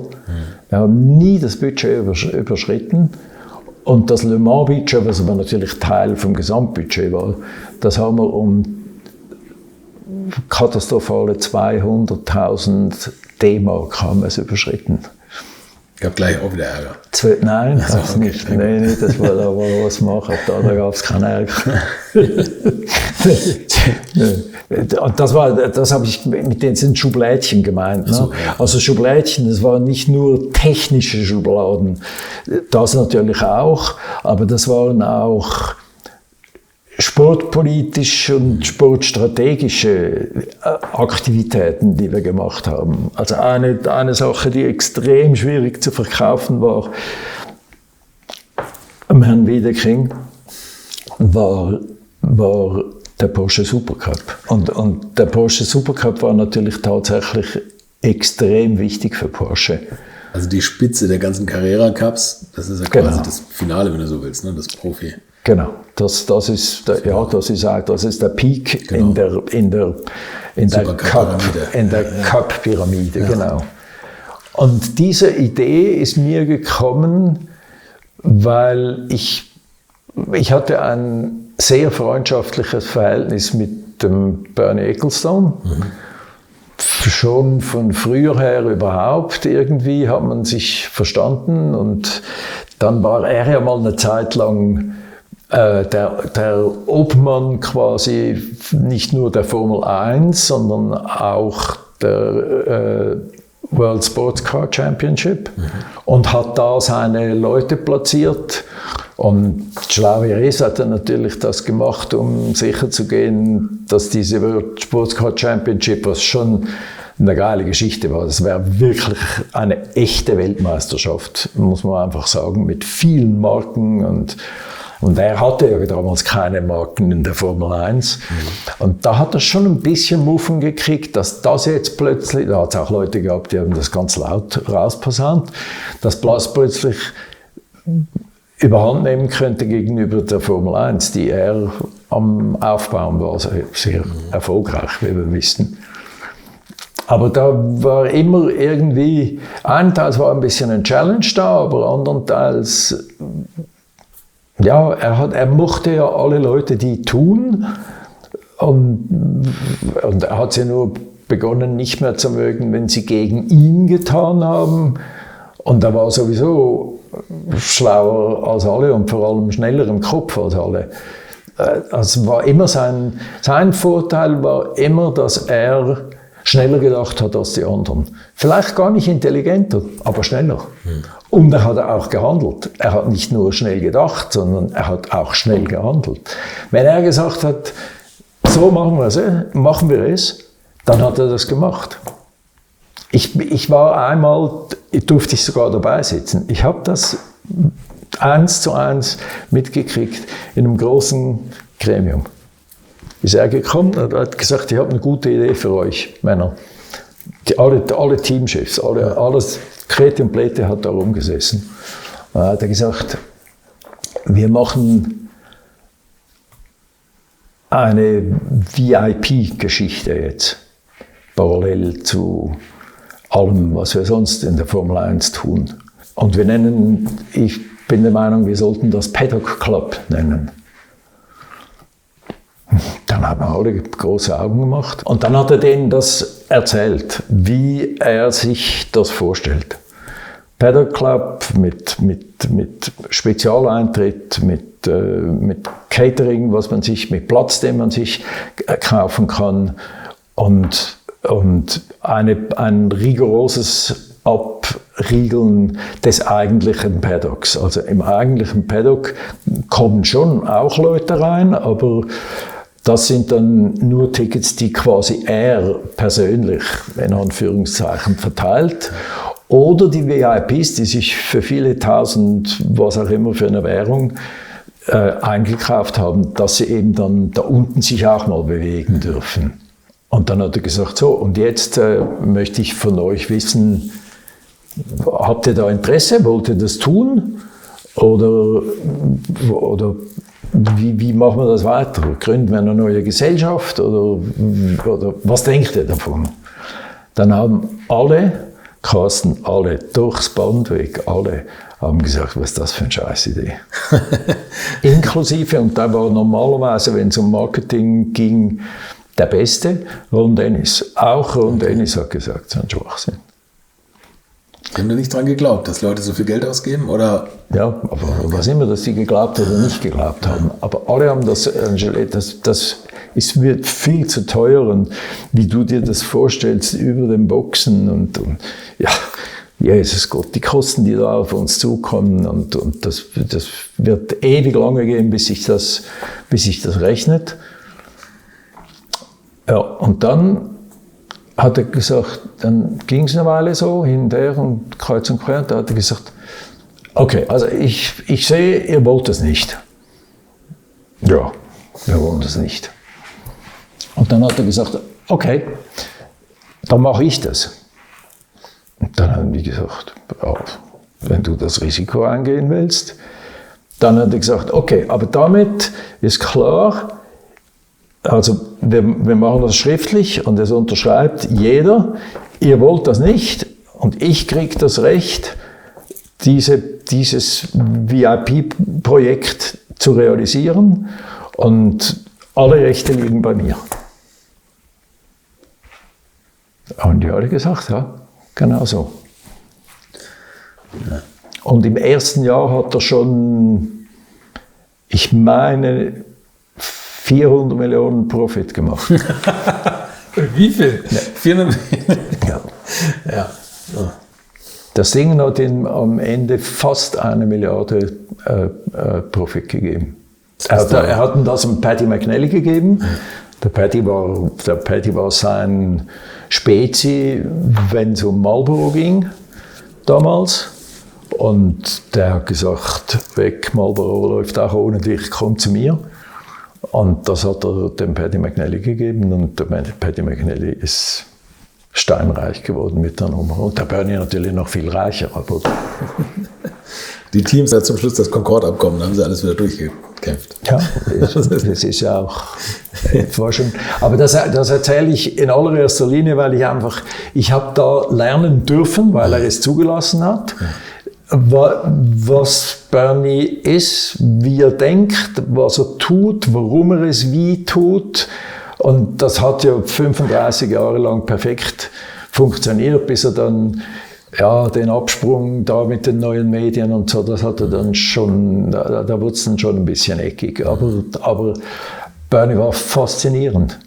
Und weil ich das gesehen habe und weil ich der Meinung war, dass Porsche einen scheiß Ausstieg genommen hat von der Formel 1, das war einfach nicht gut und das verzeihen einem solche Promotoren, verzeihen die das nie. Oder lange nicht auf jeden Fall. Und es ist immer teuer und immer mühsam, da reinzukommen. Habe ich gedacht, da haben wir uns nicht mit Ruhm bekleckert, aber wir könnten uns mit Ruhm bekleckern, wenn wir diesen Carrera Cup als Supercup eben etablieren und wenn es mir gelingen sollte, dieses dem Bernie zu verkaufen. Mhm. Und damals gab es die Formel Lotus. Das war eigentlich das Einzige, was konstant mit der Formel 1 gezogen ist, also mindestens wenn die Formel 1 in Europa stattgefunden hat. Und das war ja damals die Mehrzahl der ganzen Events hat ja in Europa stattgefunden. Und das war so scheiße organisiert. Also es war einfach ein Hühnerhaufen von A bis Z. Und dann habe ich gedacht, das kann doch nicht wahr sein. Das muss doch einen stören. Und dann habe ich natürlich den Paddy von früher her schon gekannt, aber dann immer besser kennengelernt. Und da habe ich gesagt, Paddy, du fliegst doch mit dem Helikopter, lässt du da oft Luftaufnahmen machen von jedem Paddock. Das muss ja scheiße aussehen. Da hat er gesagt, das ist das Schlimmste für mich. Im Moment gerade ist das Schlimmste für mich. Und das war natürlich für mich wie okay, geh. Ja. Aber ich habe nichts erzählt. Und dann haben wir uns vorbereitet und dann bin ich zu Bernie nach London und habe gesagt, dies, das und jenes sind meine Ideen. Und können wir da nicht, was ist doch in deinem Sinne? Du hast doch immer ein Theater mit diesem Hühnerhaufen da von Formel Lotus. Und so sind wir zusammengekommen. Und dann habe ich gesagt, aber hey, also ich vertrete gerade eine tolle Marke, Porsche, aber also das ist maroder als marod im Moment gerade. Ich weiß nicht, wie ich das... Ja, wahrscheinlich kann ich deine Preise gar nicht bezahlen. So ging es eigentlich. Und dann hat er gesagt, ja, das ist eine Frage des Verhandelns. Ne? Da habe ich gesagt, ja, das ist klar, aber ich habe ja nicht irgendeinen Idioten vis-à-vis von mir sitzen, vis-à-vis von mir sitzt du. Das ist ja nicht ganz so einfach, da zusammenzufinden, weil ich kenne deine Preise. Und dann sagt er, das ist doch Bullshit. Du hast keine Ahnung. Jetzt schauen wir mal. Und dann hat er einen Preis vorgeschlagen. Und dann habe ich gesagt, das kriege ich nie durch. 2 Millionen oder irgend sowas. Aber das waren damals, ja doch, es waren schon ein paar Rennen. Dann habe ich gesagt, das kriege ich nicht durch. Ich weiß nicht, wie ich das tun soll. Und dann haben wir mir überlegt, da habe ich gedacht, okay, kannst du mir versprechen, dass du mich ins Fernsehen bringst mit dem Supercup? Und dann sagt er, nee, das geht nicht. Und da habe ich gesagt, Bernie, das geht nicht, das gibt's doch gar nicht. Du hast ein riesen Fernsehnetwork und ich brauche irgendetwas, ich muss in Stuttgart etwas erzählen. Ich kann nicht sagen, ich will Rennenless fahren bei dir. Das ist unmöglich. Aber ich kann sagen, ich will die Marke Porsche in die Welt raustragen. Über dein Vehikel, das kann ich sagen. Und ich garantiere dir, das schönste Paddock, was du dir vorstellen kannst. Die bestorganisierteste Nebenserie, die neben deiner Formel 1 fährt. Ich versuche, dein Geld zu verkaufen in Stuttgart. Aber ich muss die Zusage haben über Fernsehen. Und dann hat er einen Vertragsentwurf gemacht und da drin war der Fernsehartikel tatsächlich drin. Und dann hat er geschrieben, Best Endeavors, das und das hinzukriegen in Sachen Fernsehen. Und da habe ich gesagt, wir werden nicht Best Endeavors. Weißt du, was du für einen Ruf hast in normalen westlichen Wirtschaftskreisen?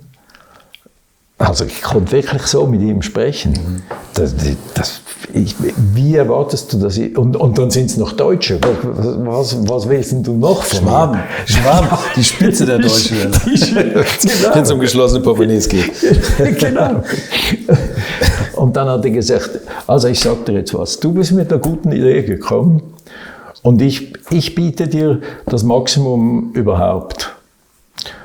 Und dieser Passus mit dem Best Endeavors, der bleibt da drin stehen. Glaub mir oder glaub mir nicht. Ich meine ganz ehrlich Best Endeavors. Ich werde das Maximum machen, was ich für dich tun kann. Aber ich kann dir nicht jetzt, irgendwann im Oktober oder im November 1992, kann ich dir nicht zusagen, dass das, was du willst, klappt. Und dann bin ich zurück, bin zu meiner Freundin, ich habe sie wirklich gerne gemocht, die Vorständin, die Maria Ahrens. Mit der habe ich das alles abgesprochen. Wir haben uns sehr gut verstanden und sie wollte wissen, wer denn Bernie Ecclestone ist. Und dann habe ich ihr das ein bisschen, und dass er schon mit allen Wassern gewaschen und manchmal muss man sehr großzügig sein, wenn man mit ihm und so weiter. Und dann hat sie gesagt, also Best Endeavors in einem Vertrag, bist du eigentlich komplette Wahnsinns. Da kann er auch nichts schreiben, das ist genau gleich viel wert. Das ist nichts wert, was da steht. Und du verkaufst mir das als Asset für uns. Das kann ja nicht sein. Und dann habe ich gesagt, Maria, ich würde das unterschreiben. Ich würde das machen. Ich würde das Risiko eingehen. Und dann hat sie gesagt, das kann ich nicht. Und da habe ich gesagt, okay, dann lassen wir es bleiben, weil ich habe das so lange jetzt schon verhandelt, da ändert sich nichts dran. Aber ich habe das Gefühl, ich weiß auch, was für Leute das der einsetzen wird, um das eben zu verwirklichen mit dem Fernsehen. Und ich würde das tun. Aber du hast mir doch gesagt, der ist an der Grenze von einem Verbrecher und das habe ich doch von dir alles gelernt. Da habe ich gesagt, ja, trotzdem, ich würde es trotzdem tun. Und dann hat sie letztendlich gesagt, also okay, aber ich sage dir eins, wenn das nicht funktioniert, dann bin ich dran, das weiß ich. Aber dann bist du auch dran, sagt sie zu mir. Wer war das, die Maria Ahrens, die Vorstand für was? Vorstand für Recht und okay, alles klar. Human Resources, logischerweise. Okay. Ne? Ja, klar. Ja, und dann haben wir das gemacht und der Bernie war einfach phänomenal. Was im ersten Jahr da am Fernseh-Coverage schon rübergekommen ist, das war abnormal. Und es wurde immer besser und besser und besser und besser und besser. Es war irre. Das war wirklich irre. Ja, ihr habt ja auch geile Rennen gehabt. Ja, also ihr habt ja natürlich auch einen Gegenwert geboten mit Action, mit den Autos, da ist ja richtig was passiert auf der Strecke. Ja. Ja, auch so ein paar Ideen, die wir hatten. Wir wussten ja nicht, wie bringen wir diese unglaubliche Schar von Journalisten auf der anderen Seite des Zauns, im Formel-1-Paddock nämlich, wie kriegen wir die zu uns? Und ich hab mir mein Hirn blöd studiert, bis mir die Idee gekommen ist. Und da habe ich natürlich mit ein paar Journalisten, konnte ich es gut, von früher her auch noch und überhaupt. Und die habe ich dann angepiekst. Und dann habe ich gesagt, wir machen ein normales Qualifying wird gefahren. Und dann jetzt weiß ich nicht mehr, entweder die ersten 6 oder die ersten 8, das weiß ich nicht mehr. Das wüsste jetzt wahrscheinlich der Jost. Weil der hat mir da viel geholfen bei. Und hat es dann auch umgesetzt letztendlich. Das war schön, da mit Jost zusammenzuarbeiten und das aufzubauen. Ne? Und das Politische und das Strategische habe ich im Hintergrund gemacht. Ne? Und er muss es dann noch umsetzen. Und hat er toll gemacht.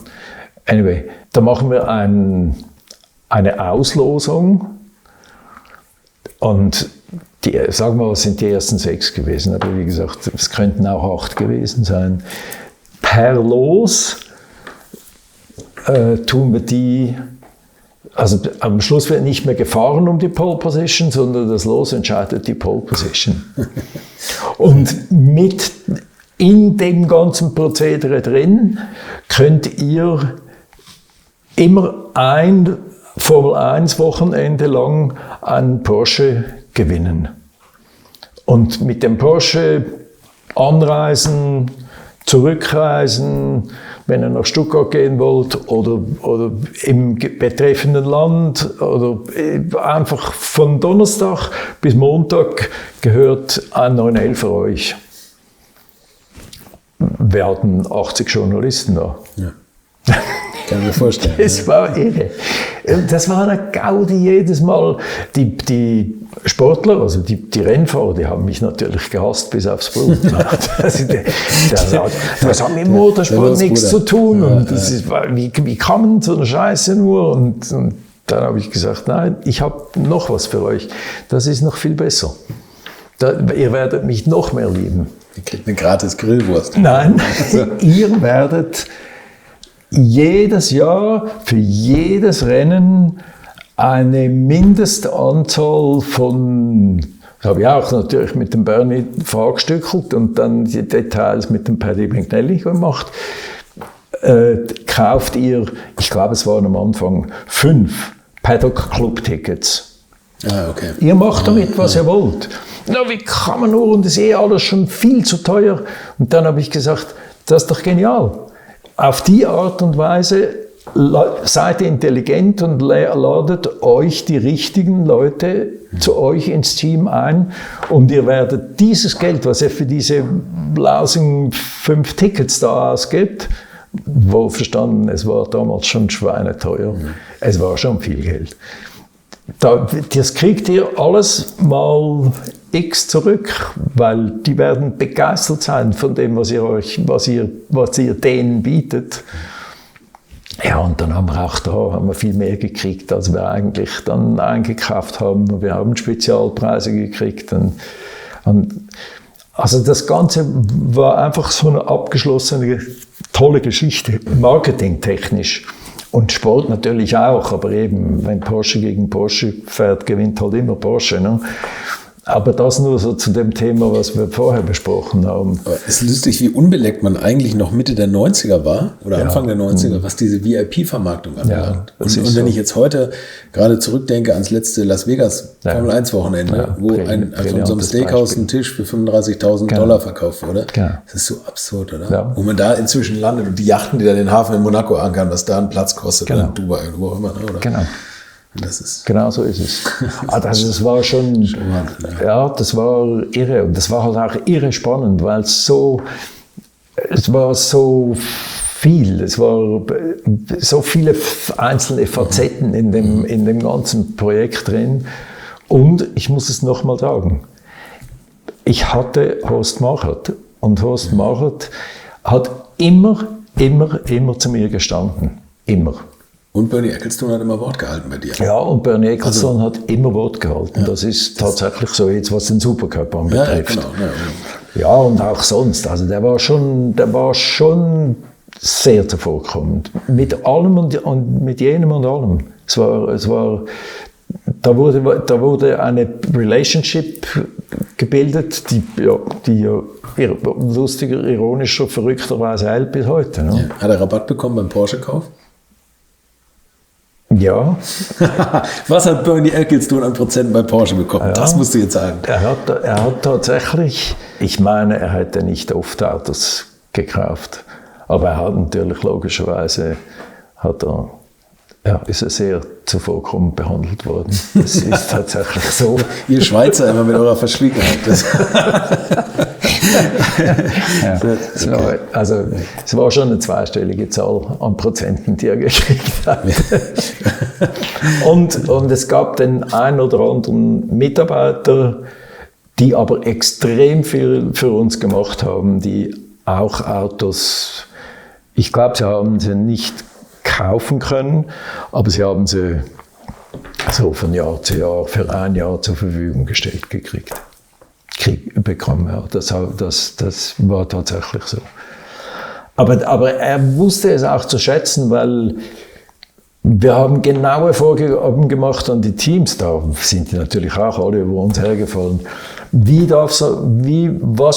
muss der LKW oder der Auflieger aussehen? Wie muss die Zugmaschine aussehen? Wie sind die Abmessungen des Zeltes? Wie muss das gestellt werden? Es war irre. Und das Porsche Supercup Paddock war so schön wie das Formel 1 Paddock.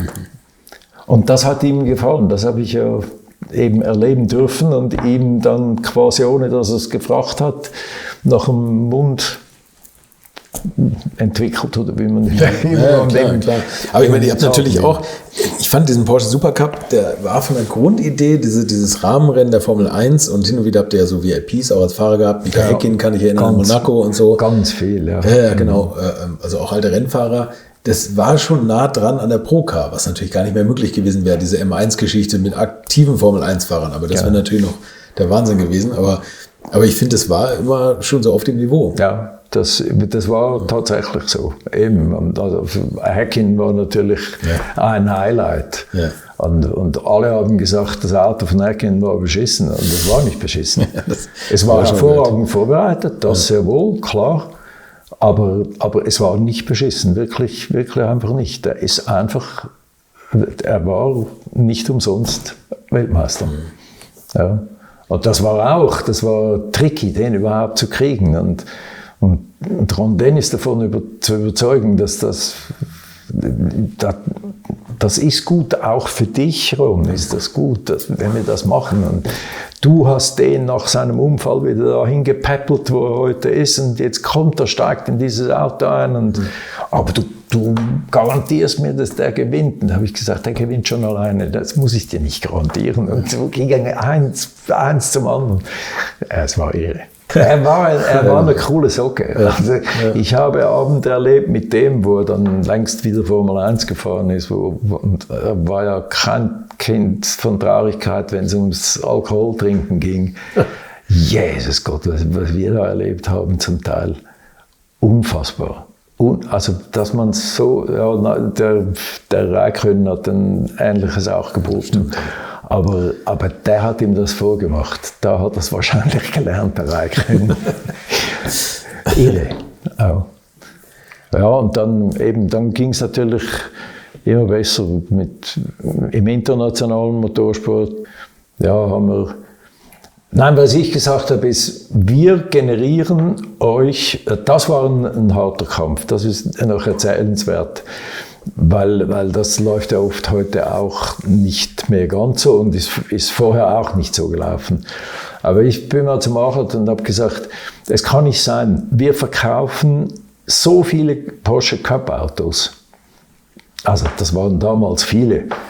Was damals viele war, ist heute nicht mehr viele, aber damals war das einfach viele. Und wir haben diese Autos ja, was immer nur möglich war, in der Linie zu produzieren, haben wir in der Linie zusammengebaut. Ne? Und wir haben das Auto nur rausgezogen, um rennspezifische Dinge einzubauen. Also ein Überrollkäfig zum Beispiel. Klar, das geht in der Linie nicht, logischerweise. Aber alles andere, und erst der Finish dann nicht mehr am Band. Und da hat übrigens der Jost auch einen tollen Job gemacht, weil das war unsere Idee, dass man es so machen muss, aber umgesetzt hat er es dann mit den Leuten in der Produktion, eben am Band und diese Autos einzustellen und andererseits aber dann wieder periodisch rauszunehmen und sie wieder einzufügen. Das war nicht ganz so einfach. Ne? Also wir haben ein unfassbares Geld verdient mit diesen Autos. Unfassbar. Ich glaube immer noch, oder? Immer das noch, ist ein riesen Wirtschaftsfaktor. Allein die Ersatzteile an der Strecke, ne? Genau. Ja. Und wir haben natürlich jedes Mal Jackpot gerufen, wenn ein Unfall passiert ist. Also immer in der Hoffnung, dem Fahrer geht's gut, ist ja klar. Aber da hat natürlich wirklich die Kasse geklingelt. Und was wir gelernt haben von diesen Cup-Autos, ist, wieso machen wir das eigentlich nur mit den Cup-Autos so? Wieso machen wir nicht, oder mit Rennautos so? Wieso bauen wir nicht Spezialserien aus der Rennabteilung? Und da haben wir auch richtig gutes Geld verdient. Richtig gutes Geld. Und haben einen großen Umsatz, einen großen Gewinn gemacht für Porsche. Und da bin ich mal zu Horst Marchotin und habe gesagt, also einfach irgendwie, wir kriegen immer ein Budget, das ist absolut unterdurchschnittlich und es reicht nirgendwo hin. Wir arbeiten Tag und Nacht. Die Mechaniker waren ein Traum. Also eine absolute Traummannschaft. Du merkst ja, der ganz emotional. Und Tag und Nacht haben die immer gearbeitet. Was ich ein Theater hatte mit den Gewerkschaftlern. Oh Gott, ja, bist du verrückt. Ja. Die haben gesagt, was sie mit ihren Leuten machen, das geht nicht. Da habe ich gesagt, ich mache da gar nichts mit meinen Leuten. Das wollen die. Wir alle miteinander, wir sind eine Familie, wir wollen Erfolg haben. Ich weiß nicht, warum wir jetzt was wollten ihr? Wir müssen doch diese Firma wieder hochkriegen. Und das gilt für die Motorsportabteilung gilt das auch. Verdammt nochmal, lasst uns doch arbeiten. Seid doch froh, dass die arbeiten. Und sie sind glücklich dabei. Ja, aber das geht nicht und das kann man nicht bezahlen und die müssten viel mehr Geld kriegen. Und ich habe gesagt, ja, eben. Das Ziel ist einfach, dass es Porsche wieder gut geht. Ab dann können wir ja wieder diskutieren. Aber im Moment gerade ist das weder bei den Straßenwagen so, noch im Motorsport. Also was wollt ihr? Und dann haben wir natürlich auch andere Dinge gemacht. Irgendwann habe ich gesagt, wir müssen irgendwas machen für unsere Mechaniker. Ohne unsere Mechaniker sind wir nichts. Da können wir Strategien entwickeln, sagen wir wollen. Wenn die nicht funktionieren und nicht wollen und wenn es denen nicht gefällt, also das ist scheiße. Und wir arbeiten viel zu viel sowieso, alle miteinander. Und deswegen würde ich vorschlagen, jetzt machen wir mal eine richtige Fete für die Mechaniker, mit ihren Familien, mit den Kindern, mit der Großmutter und der Urgroßmutter und was war die ganze Familie. Was immer die mitbringen wollen, sie können sie mitbringen. Und dann haben wir rauf und runter haben wir das organisiert, in der Werkstatt drin. Die waren von den Socken, die haben gesagt, das haben wir überhaupt noch nie erlebt. Ist das vielleicht geil? Haben die Werkstatt auf Vordermann geputzt und das hat alles geglänzt und geglitzert und Tische und Bänke aufgestellt und selber die Papiertischstücher drüber gegeben, die weißen, und es war eine Riesenschau mit Essen von da bis dort und einen ganzen Sonntag Ich weiß es nicht mehr. Ab Sonntag um 10 bis in die Puppen am Sonntagnacht. Den ganzen Sonntag mal die Frauen sehen, warum sie jedes Wochenende alleine sind. Genau. Und so war es auch. Ja, klar. Und da gibt's ein paar von den Alten gibt's immer noch, die sprechen heute noch von dem. Das hat aber Jost Capito auch gesagt bei VW, die ganzen Rallye-Siege haben die auch gefeiert wie verrückt. Ja. Bis dann jedes Wochenende ein Sieg war, da hat der Vorstand auch gesagt, das ist uns zu teuer, was auch erzählt ist. Ja, ist klar. Aber das war nicht mal teuer. Das war nicht teuer. Das ist die günstigste Art der Motivation. Wir haben ein bisschen Animation gehabt für die Kinder und so, ansonsten gab es Würste und Schweine und ein bisschen Rind am Grill und ich weiß es, und Kartoffeln in der Hand. Nichts Verrücktes. Irgendwas Veganes. Ja, genau. Ich habe schon darauf gewartet. Genau. Und viel Alkohol natürlich. Es war traumhaft. Und so haben wir das Ganze wieder hochgekriegt. Ja, und dann sind wir Ende 93 dann haben gesagt, und jetzt, was tun wir jetzt? Wir haben nichts mehr in der Pipeline. Ne? Also ja, eben den Supercup. Und dann haben wir ein paar geile GT-Autos gemacht, aber alles auf 964er Basis. Und wir haben uns einen Teufel an Ohrweg haben wir da versucht, irgendwas hinzukriegen. Und der Norbert Singer das war ja sowieso einer der Besten. Der hat wirklich das Unmögliche möglich gemacht jeweils. Und mit dem Kussmaul zusammen geguckt, dass das alles wieder einigermaßen in Fahrt kommt und dass wir wieder Achtungserfolge feiern können. Und dann haben wir so langsam begonnen, in Amerika so die eine oder andere Rennserie zu bestreiten. Und der Alwin Springer hat einen tollen Job gemacht. Toll. Wenn ich den Alwin nicht gehabt hätte, ich konnte ja nicht überall sein. Ich war Tag und Nacht und ich habe ja nur gearbeitet. Und dann, wenn Alwin nicht so gewesen wäre und in Amerika das umgesetzt hätte, was wir besprochen haben und mir auch geholfen hätte, mich in Amerika zurechtzufinden. Das war ja jetzt nicht mein Spezialgebiet, logischerweise.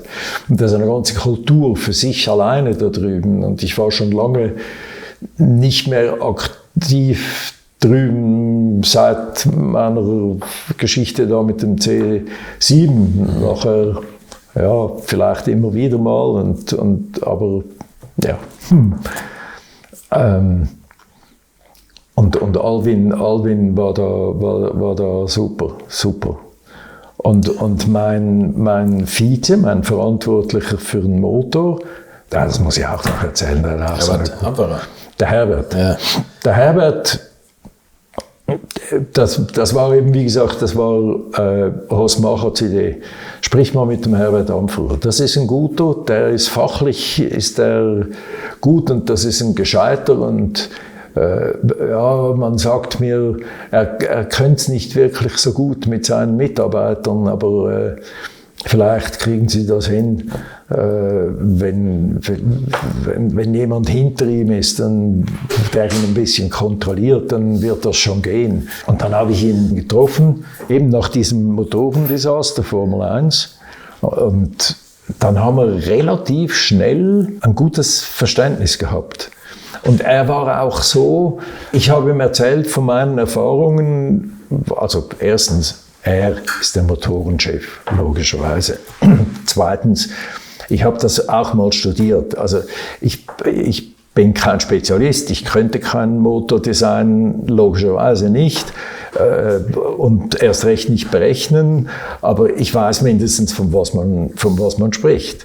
Und dann habe ich ihm erzählt von dieser Freundschaft mit Mario Elien und von dem ich so viel gelernt habe. Und dann haben mich das pure Gegenteil von Wolfgang Hatz, er hat mir zugehört. Er hat gesagt, das ist nicht wahr. Ja, ja, ich könnte mir schon vorstellen, dass das geht, aber dass der das schon hingebracht hat. Und weißt, so waren die Gespräche. Einfach nicht, was ist denn das für eine Scheiße? Das ist alles Lug und Betrug. Ja. Nein, eben ist es nicht. Und dann habe ich gesagt, wir sollten, ich werde versuchen, dass wir das Geld kriegen, dass wir einen Formel-1-Motor weiterentwickeln können. Und dann hat er gesagt, ja, aber der Piech hat gesagt, es gibt keine Formel 1 mehr. Und dann habe ich gesagt, ja, das stimmt, das hat er gesagt und das akzeptiere ich auch. Das muss auch so sein. Aber wenn meine Geschichte mit den Schubladen eben stimmt, wenn das Sinn macht, dann muss auch diese Schublade Formel 1 Motor, die muss einfach mit viel Know-how gefüllt sein. Ja, also ich würde das tierisch gerne tun, logischerweise. Wir müssen der Welt auch beweisen, dass wir einen modernen Formel 1 Motor bauen können. Ja, und da war das Eis natürlich irgendwie gebrochen. Und der Herbert war auch in den ganzen strategisch motorsportpolitischen Diskussionen, die wir hatten mit diesen Gremien, allen voran den Amis oder der ACO oder ja, die FIA natürlich, logisch, ja, allem voran. Aber auch Promotoren wie die Organisatoren, Promotoren vom 24-Stunden-Rennen am Nürburgring einteils, aber vor allem auch in Spa. Nein, in Spa. Ja, okay, ja. Das war ein wichtiges Rennen, ist meiner Meinung nach heute noch ein echt wichtiges 24-Stunden-Rennen. Und einmal war der Herbert der Bad Guy und einmal war ich der Bad Guy. Und so konnten wir das ständig spielen und da haben wir uns immer gut vorbereitet drauf auf diese Gespräche. Wer nimmt wann und was für eine Stellung ein? Und so haben wir die dumm und dusselig gesprochen. Das war irre. Wieder 93 haben wir Spa gewonnen. Eigentlich mit einem veredelten Cup-Auto. Ne? Also mehr war das nicht. Und das war das erste oder zweite Rennen, wo die umgestellt haben von Tourenwagen. Nee, ich glaube, so weit war es noch gar nicht. Wo GT-Autos auch mitfahren durften. Ich glaube, so war es. Und da haben wir denen vorgerechnet, wieso wir welchen Restriktor haben müssen, um da mitfahren zu können und haben das auch berechnet und haben aber nicht die ganze Kurve dargelegt und vor allem die haben viel zu wenig verstanden von dem Ganzen. Und dann waren wir, ich kann mich erinnern, wir waren 12 Autos, 12 Porsches. Und wir haben ganz schnell gemerkt, wir sind viel zu schnell. Wir sind einfach zu schnell. Aber das darf nicht sein, weil wenn die das merken und wir dann plötzlich irgendeinen lächerlichen Restriktor kriegen, dann sehen wir dann uralt aus. Und dann habe ich gedacht, wie mache ich das? Ich kriege doch im Leben nie 12 Autos, 12 Fahrer eingefahren. Wie soll das denn gehen? Fürs Qualifying, ne?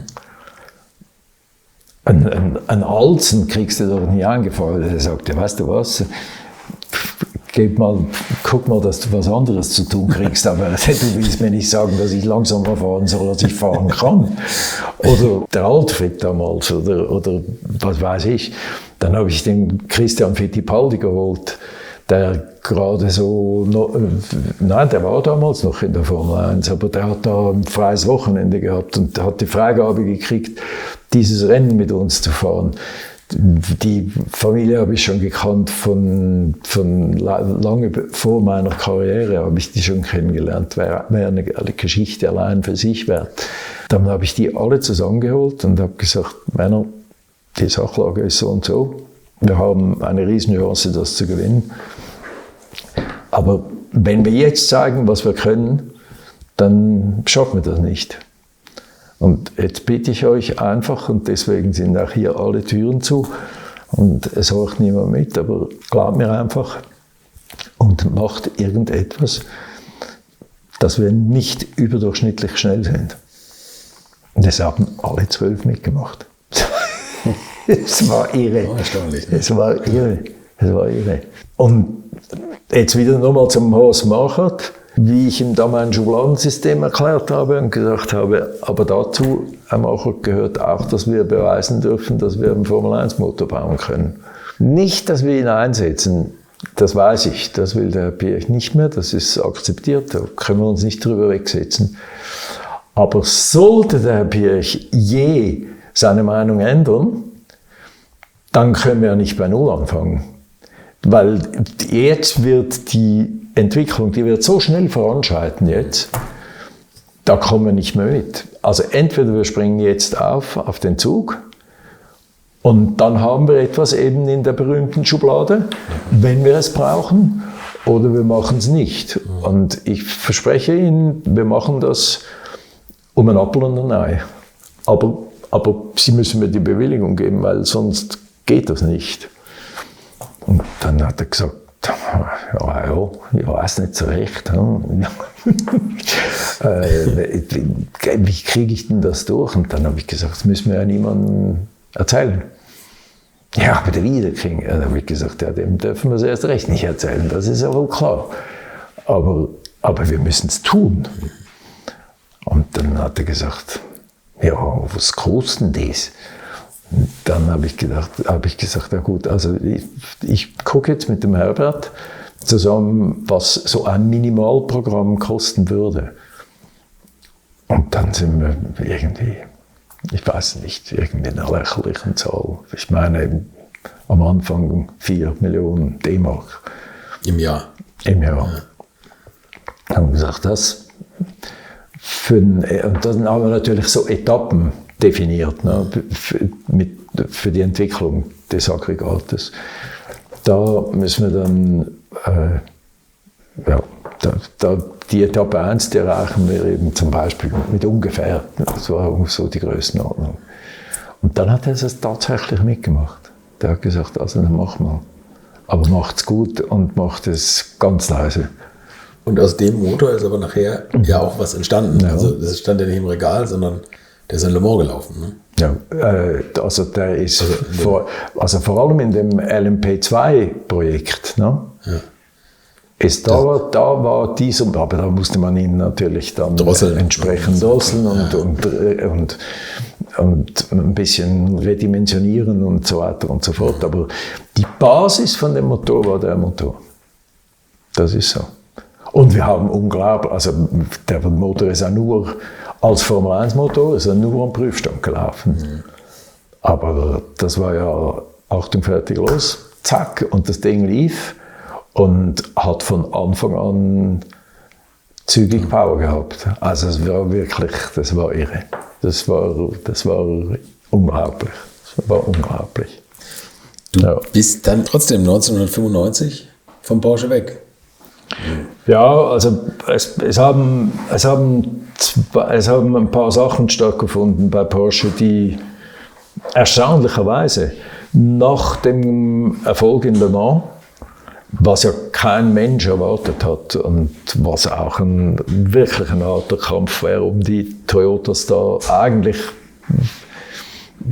Die Toyotas hatten einen klaren Vorteil. Das war das allerletzte Jahr, wo ein C1-Auto hat mitfahren dürfen.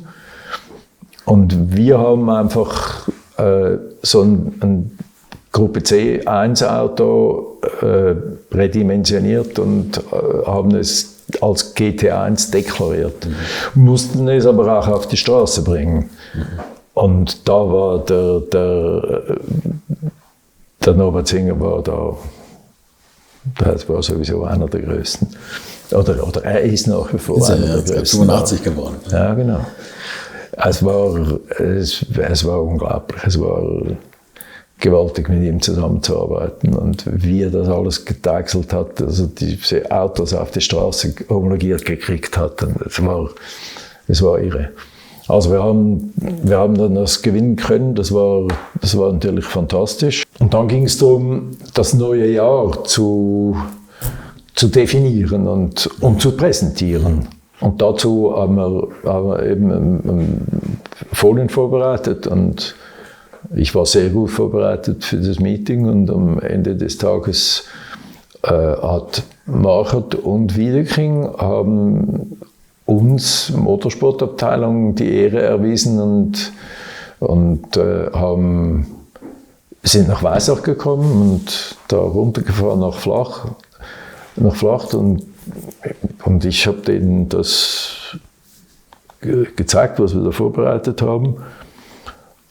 Und der Machert war sehr angetan von dem und der Wiedeking auch. Und also er hat wortwörtlich gesagt, das war eine unglaubliche Präsentation. Das war so richtig gut. Und dann habe ich für mich gedacht, geil. Und dann es war ein schöner Herbsttag oder wie auch immer. Und dann habe ich die rausbegleitet und zum Auto, und bis zum Auto ging es ein paar zig Meter, ne, bis die in ihr Auto eingestiegen sind. Und dann habe ich so in die Runde gefragt, da war der Machert in der Mitte der Wiedeking und dann ich, und so sind wir zu dritt da zu den Autos gegangen. Und dann habe ich gedacht, also was werden jetzt die nächsten, oder mit was für Schritten darf ich jetzt als nächste Schritte rechnen oder irgend sowas.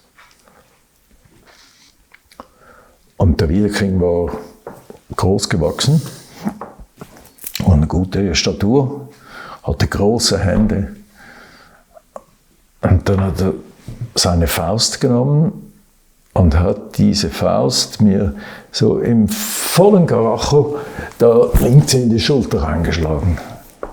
Und mich ganz böse angeguckt und gesagt, Welti, deinen scheiß Motorsport brauche ich nicht, um Erfolg zu haben.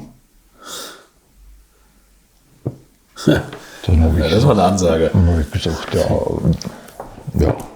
also, ja, das brauchen Sie tatsächlich nicht jetzt so auf die Schnelle. Und wenn es darum geht, möglichst viele Straßenautos zu verkaufen und gute Zahlen zu schreiben, das ist so. Aber den Motorsport, den werden Sie bei Porsche trotzdem brauchen.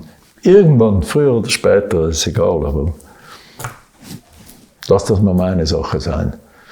Und dann sind die zwei abgedampft. Und dann gab es noch was.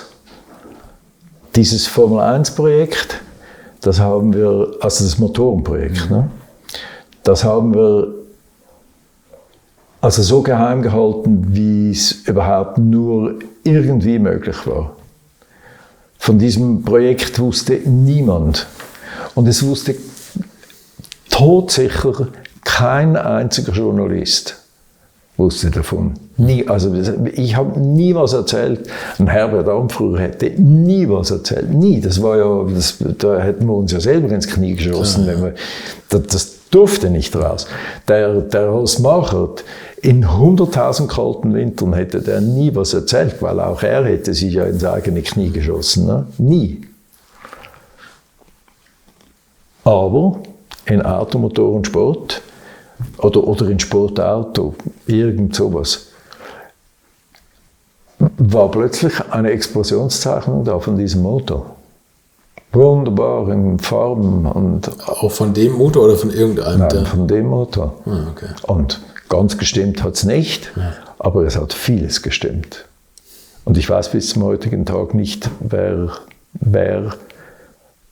also ich kann mir vorstellen, wie das befohlen worden ist, dass man das rausgibt.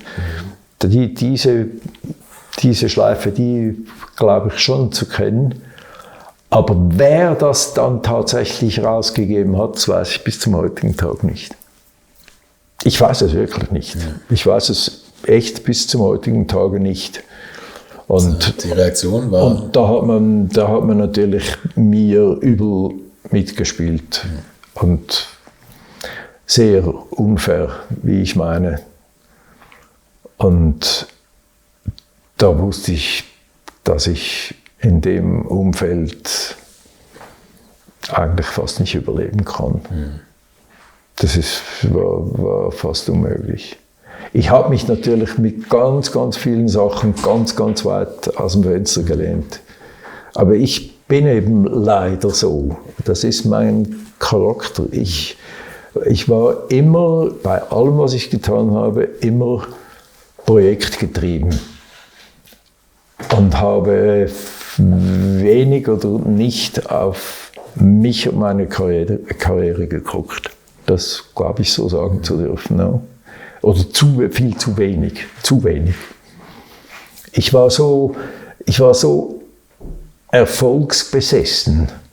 Und ich war auch immer der Meinung, und gerade mit Horst Machert, wenn ich von dem einen Auftrag kriege und der Auftrag Sinn macht für mich, und das war halt bei ihm so, weil wir das immer konträr gesprochen, wir haben sehr viel miteinander gesprochen, er hat sich viel Zeit genommen, das anzuhören, was ich zu bieten habe. Und dann hat er mich aber auch wieder gehen lassen und gesagt, er hat oft gesagt, wenn Sie was machen, er hat mir das Kompliment ein paar Mal gemacht. Er hat gesagt, das Schöne an unserer Beziehung ist, wenn ich etwas mit Ihnen besprochen habe und wenn Sie mit Vorschlägen gekommen sind und wir waren uns einig, ab da wusste ich muss mich nicht mehr darum kümmern, weil es wird erstens erledigt und zweitens, ich muss nie Angst haben mit den Finanzen. Er hat mir mal gesagt, der und der ist letztendlich verantwortlich für Ihr Motorsportbudget.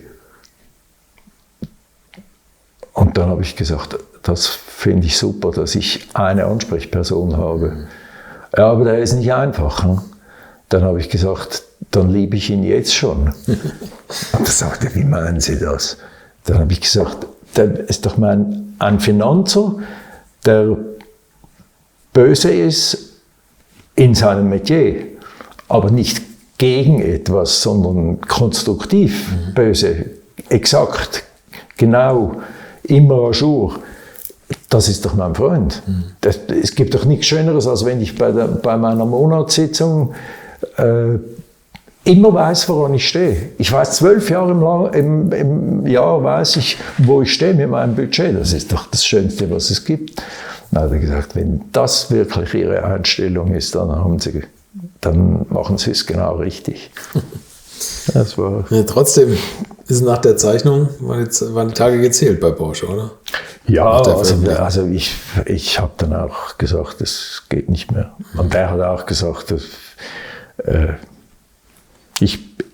sagte, ich weiß nicht, wie das gelaufen ist und warum. Also auch, aber das ist ein Komplott.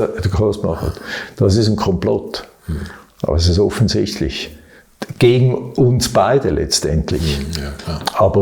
Aber ja, derjenige, der darunter am meisten zu leiden haben wird, über kurz oder lang, das sind Sie. Also ich. Und bei ihm war natürlich ein bisschen was anderes. Er hat diesen 993er dann auf Schiene gebracht und dann hat schon die Macan-Nummer begonnen und die Zusammenarbeit mit VW für den Cayenne und ja, es war vieles in der Pipeline, was er in die Pipeline gebracht hat. Also er hat schon richtig viel gebracht und getan und gemacht. Das war schon eindrücklich. Und das Schönste war, das habe ich auch vorher nie erlebt und nachher nie mehr erlebt, wie wir uns dann wirklich getrennt haben, war ich zweimal bei ihm im Büro und er hat zweimal geweint wie ein Schlosshund. Vor mir einfach. Er hat gesagt, das kann nicht sein, dass diese Partnerschaft zu Ende geht. Und dann kamen mir wirklich die Tränen. Dann hat er vor mir an seinem, ich kriege Pickel, wenn ich es erzähle, aber vor mir an seinem Pult, an seinem Tisch, da er gesessen hat er begonnen zu weinen. Und dass es mir nicht möglich ist, hat er einem von beiden Morgen gesagt, dass es mir nicht möglich ist, dieses Rad zurückzudrehen. Ja, krass. Und anyway. Hat Peter Sauber davon mitbekommen oder davon Wind bekommen? Oder nö, ich habe ihm dann gesagt, ich hab Porsche verlassen. Also das haben alle gewusst. Ja, klar. Nee.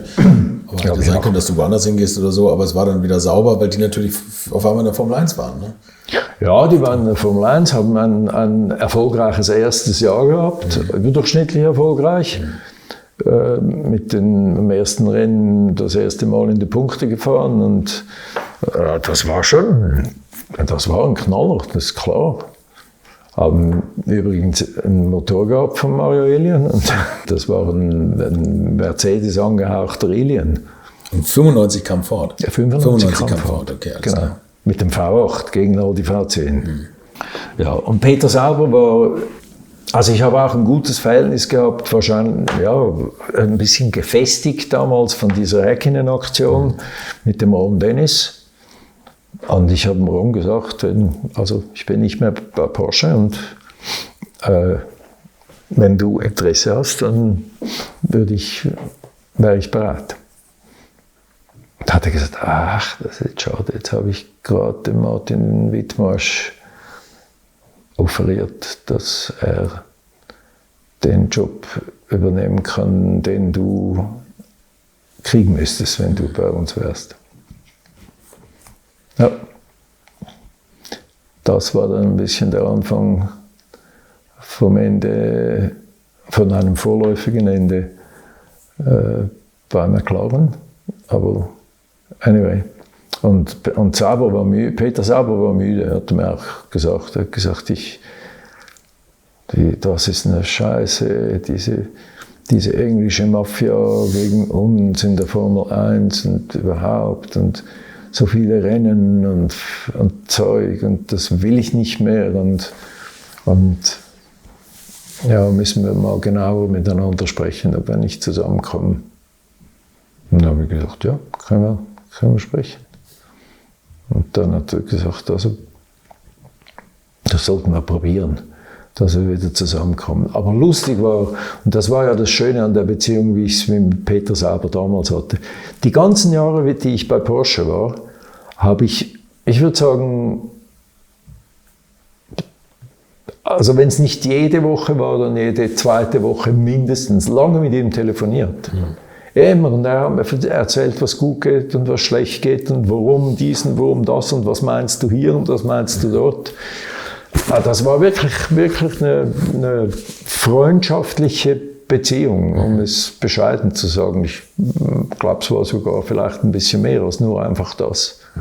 Und erzählt, wie die Vorbereitungen zu Formel 1 sind oder vorher noch dieser beinahe Dreifachsieg in Le Mans, da, wo diese Halterung gebrochen ist im 91. Ja, das war ein bisschen ein Coming Home and Going Home, so, ne? Für uns beide, glaube ich. Und er hat gesagt, also wenn du kommst, du musst mich da entlassen. Ich kann das nicht mehr. Ich komme mit diesen Scheiß, hat er mir gesagt, diese Scheiß Teetrinker. Ja. Ich komm mit denen nicht klar und auch Bernie aber er hat natürlich auch das Problem gehabt mit den Sprachen. Ne? Er hat auch bis dahin auch noch immer nicht Englisch gesprochen und Französisch schon gar nicht. Also das war egal. Er hat dann nachher, wie ich dann schon nicht mehr da war, hat er dann ernsthaft Englischkurse genommen und Englisch gelernt. Und dann, ich weiß nicht, es gibt gewisse Leute, die sagen, oh, so schlecht Englisch spricht er gar nicht, aber das weiß ich nicht, habe ich dann nicht mehr mitgekriegt. Ja, und dann war ich tatsächlich wieder in Hinwil. Und dann hat er gesagt, aber dann übernimmst du den ganzen Laden und ich ziehe mich zurück nach Laax, da im Graubünden, oberhalb von Chur bei Flims. Und dann habe ich gesagt, dir ist es zu wohl. Im Leben nie. Ich mache das, was du gerne hättest, dass ich tue. Das mache ich nach bestem Wissen und Gewissen. Aber sauber, ich bin ja nicht sauber. Ich kann dein CEO sein, das kann ich sein, aber die Leitfigur vorne dran ist Peter Sauber und das Da bin ich der Meinung, das muss auch so sein und die Zeit, die musst du dir auch nehmen. Und dann wollte er aber ganz lange das nicht. Und dann irgendwann hat er gesagt, ja gut, okay, also so machen wir das. Ja, und dann kam die nächste Episode. Und das war gleich ein schwieriges Jahr, ne? Ja, ich, das, weil der Motor, ein Ford-Motor dann zu schwer war. Ja, also erstens war der Motor schwer. Chassis, ne? Und er hat auch nicht wirklich klein gebaut. Er hat natürlich kleiner gebaut, weil er ein V8 war und nicht ein V10. Und es war ein sehr zuverlässiger Motor, das muss ich auch sagen. Aber leistungstechnisch war er bei weitem nicht da, wo man sein musste. Und das hat halt ein paar Mal doch funktioniert in dem Jahr mit dem Motor, weil die Fahrer, die wir da in den Autos hatten, allen voran der Frenzen, der war schon gut. Also der hat zwar eine Meise gehabt, aber immerhin ist man auf den 3. Platz gefahren. Ja, eben, genau, in Monza, genau. Und auch ein paar andere Achtungserfolge haben wir gehabt und wir konnten die Partnerschaft mit Red Bull ausbauen. Der berühmte Fritz Kaiser, wo wir auch schon drüber gesprochen haben, so im privaten Gespräch, der hat immer behauptet, er hätte Red Bull zu Saab gebracht, was absolut nicht stimmt. Es gibt nur einen, der Red Bull zu Saab gebracht hat, und das war Didi Mateschitz. Der hat Red Bull zu Saab gebracht. Der Didi Mateschitz war ein unglaublicher Mensch. Also der ehemalige Red Bull-Chef und auch Besitzer. Der Besitzer. 50%, ne? Ja. Und er hat an Peter Sauber geglaubt und er hat an dieses Team geglaubt und er hat die Flinte ewig lange nicht in den Korn geworfen und ja, er war immer der Meinung, dass das Team nach England gehört und nicht in die Schweiz, dass das viel einfacher wäre für uns. Aber das war mit Peter nicht zu machen. Hättest du das auch lieber in England gesehen? Ja, also ich hätte da, wenn Peter Sauber gesagt hätte, tu mal, dann hätte ich das gemacht. Ja, doch hätte ich das gemacht. Ich habe auch keine Mühe mit den Engländern, überhaupt, im Gegenteil. Ich habe wunderbare englische Freunde, auch im Motorsport englische Freunde und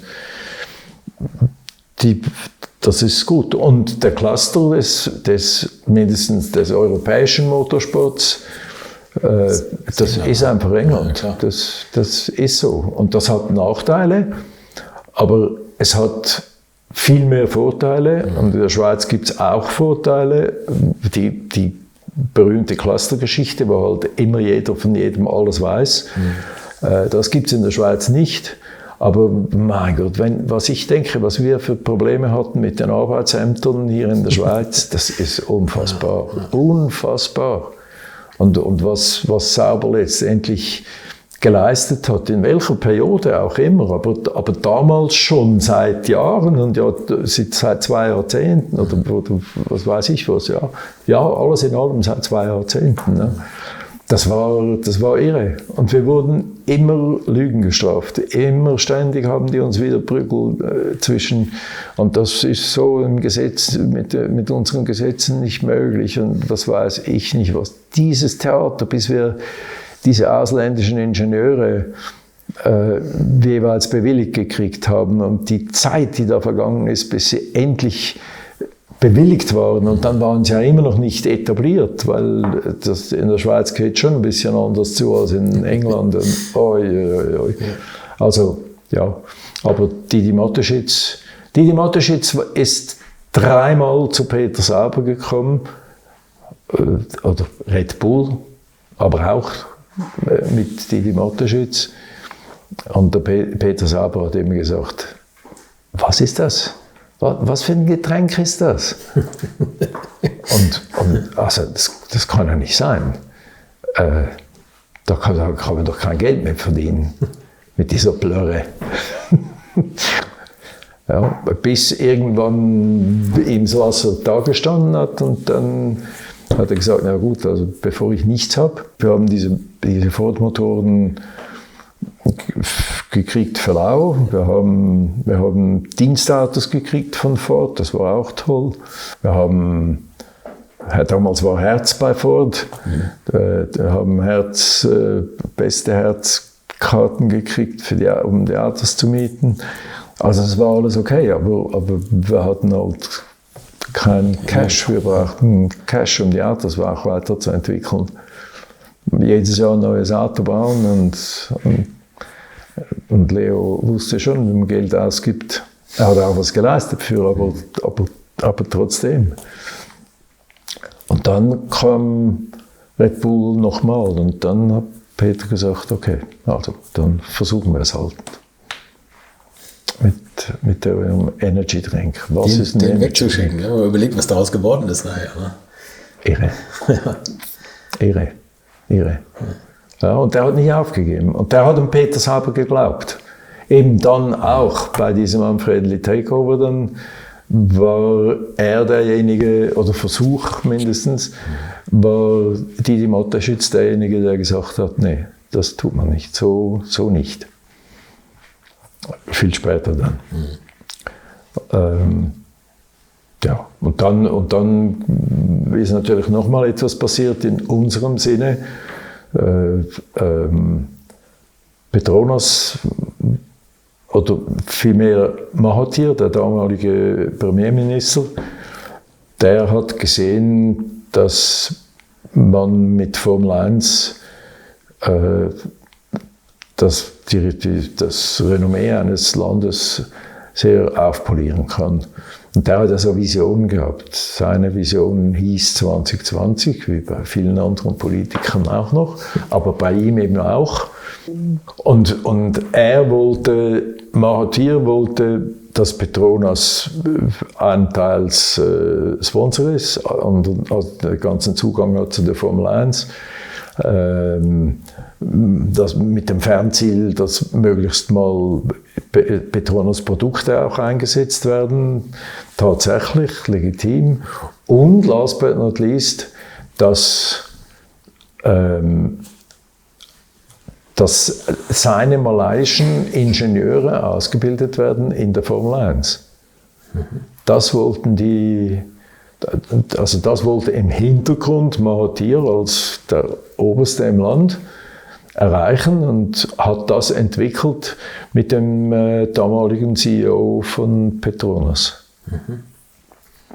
Und das hat dann dazu geführt, dass wir eine Sauber Petronas Engineering gegründet haben. Und das wiederum hat dazu geführt, also Petronas ist gekommen und hat gesagt, wir wollen in die Formel 1. Und wir wollen aber auf gar keinen Fall mit einem renommierten Rennstall zusammen. Weil wir wollen dabei sein, wenn ein kleiner groß wird. Das war deren Strategie und deren Anspruch auch. Und dann haben die gesagt, okay, also wer könnte da in Frage kommen? Und dann haben die sich ausgesucht, das könnte sein Larousse, Tyrrell und Sauber. Tyrrell aus offensichtlichen Gründen, die waren mal Weltmeister und ganz weit vorne und das ist halt Heritage, das muss man verstehen. Larousse ist ein kleines Team, also Tyrrell mit dem könnte man wieder nach oben wachsen. Larousse ist ein kleines Team, französisch, auch mal nicht so unbedingt England, könnte auch spannend sein. Und dann hat sich herausgestellt, das sind die günstigsten überhaupt. Und Sauber. Und Sauber, das hat denen schon von Anfang an gefallen, weil Schweiz. Das fanden die geil. Das Schweiz, für diesen SMS, ne? Ja. Das, und dieser seriöse Geschäftssinn, der Schweiz vorauseilt. Ja. Zu Recht oder zu Unrecht brauchen wir jetzt hier nicht zu diskutieren. Und dann haben die ausgewählt, und dann haben die sich entschieden, haben gesagt, wir starten mal mit Larus. Und dann haben die die auch wissen lassen. Und ich meine mich zu erinnern, sie hätten 2 oder vielleicht 3 Millionen an Larus bezahlt. Und da gab es den Larus selber und seinen Geschäftspartner und einen Finanzmann, wenn ich das richtig in Erinnerung habe. Und der Finanzer ist mit den 3 Millionen, wenn es dann 3 waren oder auch 2, ist er abgehauen. War schon kein Geld da und das bisher auch nicht. Genau so war es. Und das war natürlich der Oberschock für Larus, mit dem ich ein sehr freundschaftliches Verhältnis hatte übrigens. Und der konnte es nicht glauben. Der hat gedacht, jetzt endlich ist mir der Sprung gelungen. Und endlich habe ich die Chance, mich zu lösen, Anschluss zu finden an die Mitte oder vielleicht sogar nach ganz vorne. Und jetzt haut dieser Idiot mit dem Geld ab. Und dann hat Petronas gesagt, nee. Das war dann doch ein Schuss in den Ofen. Und dann ging es noch um Tyrrell und uns. Also Larus war draußen, dann ging es um Tyrrell und uns. Und dann will ich aber sagen, die Schweiz hat da, also weil es Schweiz war und Sauber, die Person von Peter Sauber, das hat letztendlich den Ausschluss gegeben. Eigentlich toll zu hören, dass Peter Sauber wirklich so das Zentrum auch von Sauber war, ne? Und dass sich irgendwie alles um ihn gedreht hat und der diese ganzen tollen Deals an Land gezogen hat. Er hat es ja gar nicht an Land gezogen. Na gut, aber dass die irgendwie, dass er so der entscheidende Faktor oftmals auch war. Ja, das war, er hat so eine seriöse Art. Und ich will damit jetzt nicht sagen, dass er unseriös ist, um Gottes Willen nicht. Ja, er vermittelt das Vertrauen. Nicht. Aber er weiß, wie man dieses Vertrauen, ich weiß gar nicht, ob er es weiß, aber er hat die Gabe, dieses Vertrauen vermitteln zu können. Und das hat er tatsächlich immer gehabt, auch mit Mercedes. Und er, wie gesagt, er hat nichts dafür getan, dass Red Bull kommt. Und am Schluss ist die durchgekommen. oder mit Petronas war genau das Gleiche. Petronas, der berühmte Fritz Kaiser hat eben immer für sich in Anspruch genommen, er hat Petronas geholt. Also es ist einfach nicht wahr. Das stimmt nicht. Die haben ihre Evaluation absolut alleine gemacht. Sie haben dann den Vertrag mit ihm unterschrieben, das ist schon richtig, aber akquiriert hat keiner von beiden. Die haben sich selber akquiriert. Und Red Bull sowieso. Also mit Red Bull, das war nur die ganz alleine. Und der hat auch gesagt, wir müssen klein anfangen, wir können nicht jetzt sofort da groß auftreten. Ja, und dann haben wir, das war mit Ford war das ganz okay. Und Peter Sauber war sicher, dass Ford bei uns bleiben wird. Im Hintergrund hat aber immer Jackie Stewart gebohrt. Und hat natürlich die viel besseren Kontakte gehabt zu den Amerikanern als wir. Aus sprachlichen Gründen, einteils, er war besser vernetzt, er war der Weltmeister, Legende, er hat mit Cosworth und Cosworth wiederum mit Ford und Ford mit denen. Und das war halt eine Mischproche, die da zusammengehalten hat. Und da hat den hat er die Geschichte vom Pferd erzählt. Er hat das schon gut gemacht. Ne? Und Peter Sauber und auch Fritz Kaiser waren der Meinung, nee, das ist alles in trockenen Tüchern, es geht alles gut. Aber bevor es so weit kam, haben die gesagt, sie bleiben noch ein Jahr bei uns. Und sie seien sich bewusst geworden, haben sie gesagt, wir bauen jetzt einen V10. Und ich habe gewusst, was das heißt, einen V10 zu bauen, beziehungsweise den falschen V10 zu bauen. Und ich habe gesagt, seid ihr sicher, dass ihr wisst, was ihr tut? Ich war da auch in England drüben, das weiß ich noch gut. Und habe gesagt, ich bin nicht sicher, ob ihr wisst, was ihr tut. Weil da soll ich mir mal keine Gedanken machen. Und der Chefingenieur ist der größte, den es überhaupt gibt. Und dann habe ich für mich gedacht, das ist schon gefährlich. So eine Aussage alleine ist schon gefährlich. Ja, und dann ist es so gekommen, wie es hat kommen müssen. Dieser 10-Zylinder ist zwar gelaufen, das schon, aber schlecht, unzuverlässig. Wir hatten immer wieder Probleme.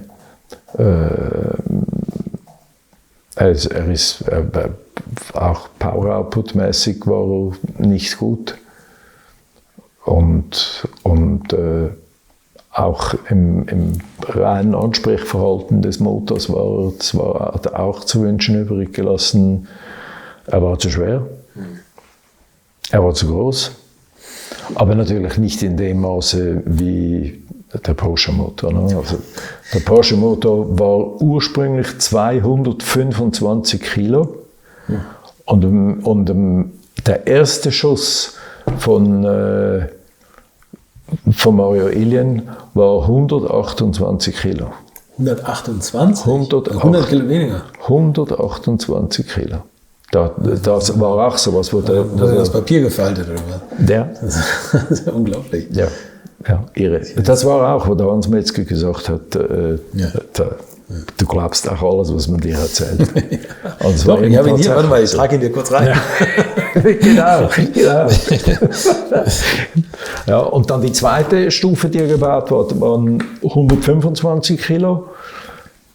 Dann hat er einen gebaut mit 121 Kilo, glaube ich. Und dann die Endstufe von diesen 10-Zylinder-Motoren, das war dann deutlich unter 120 Kilo. Das ist und der von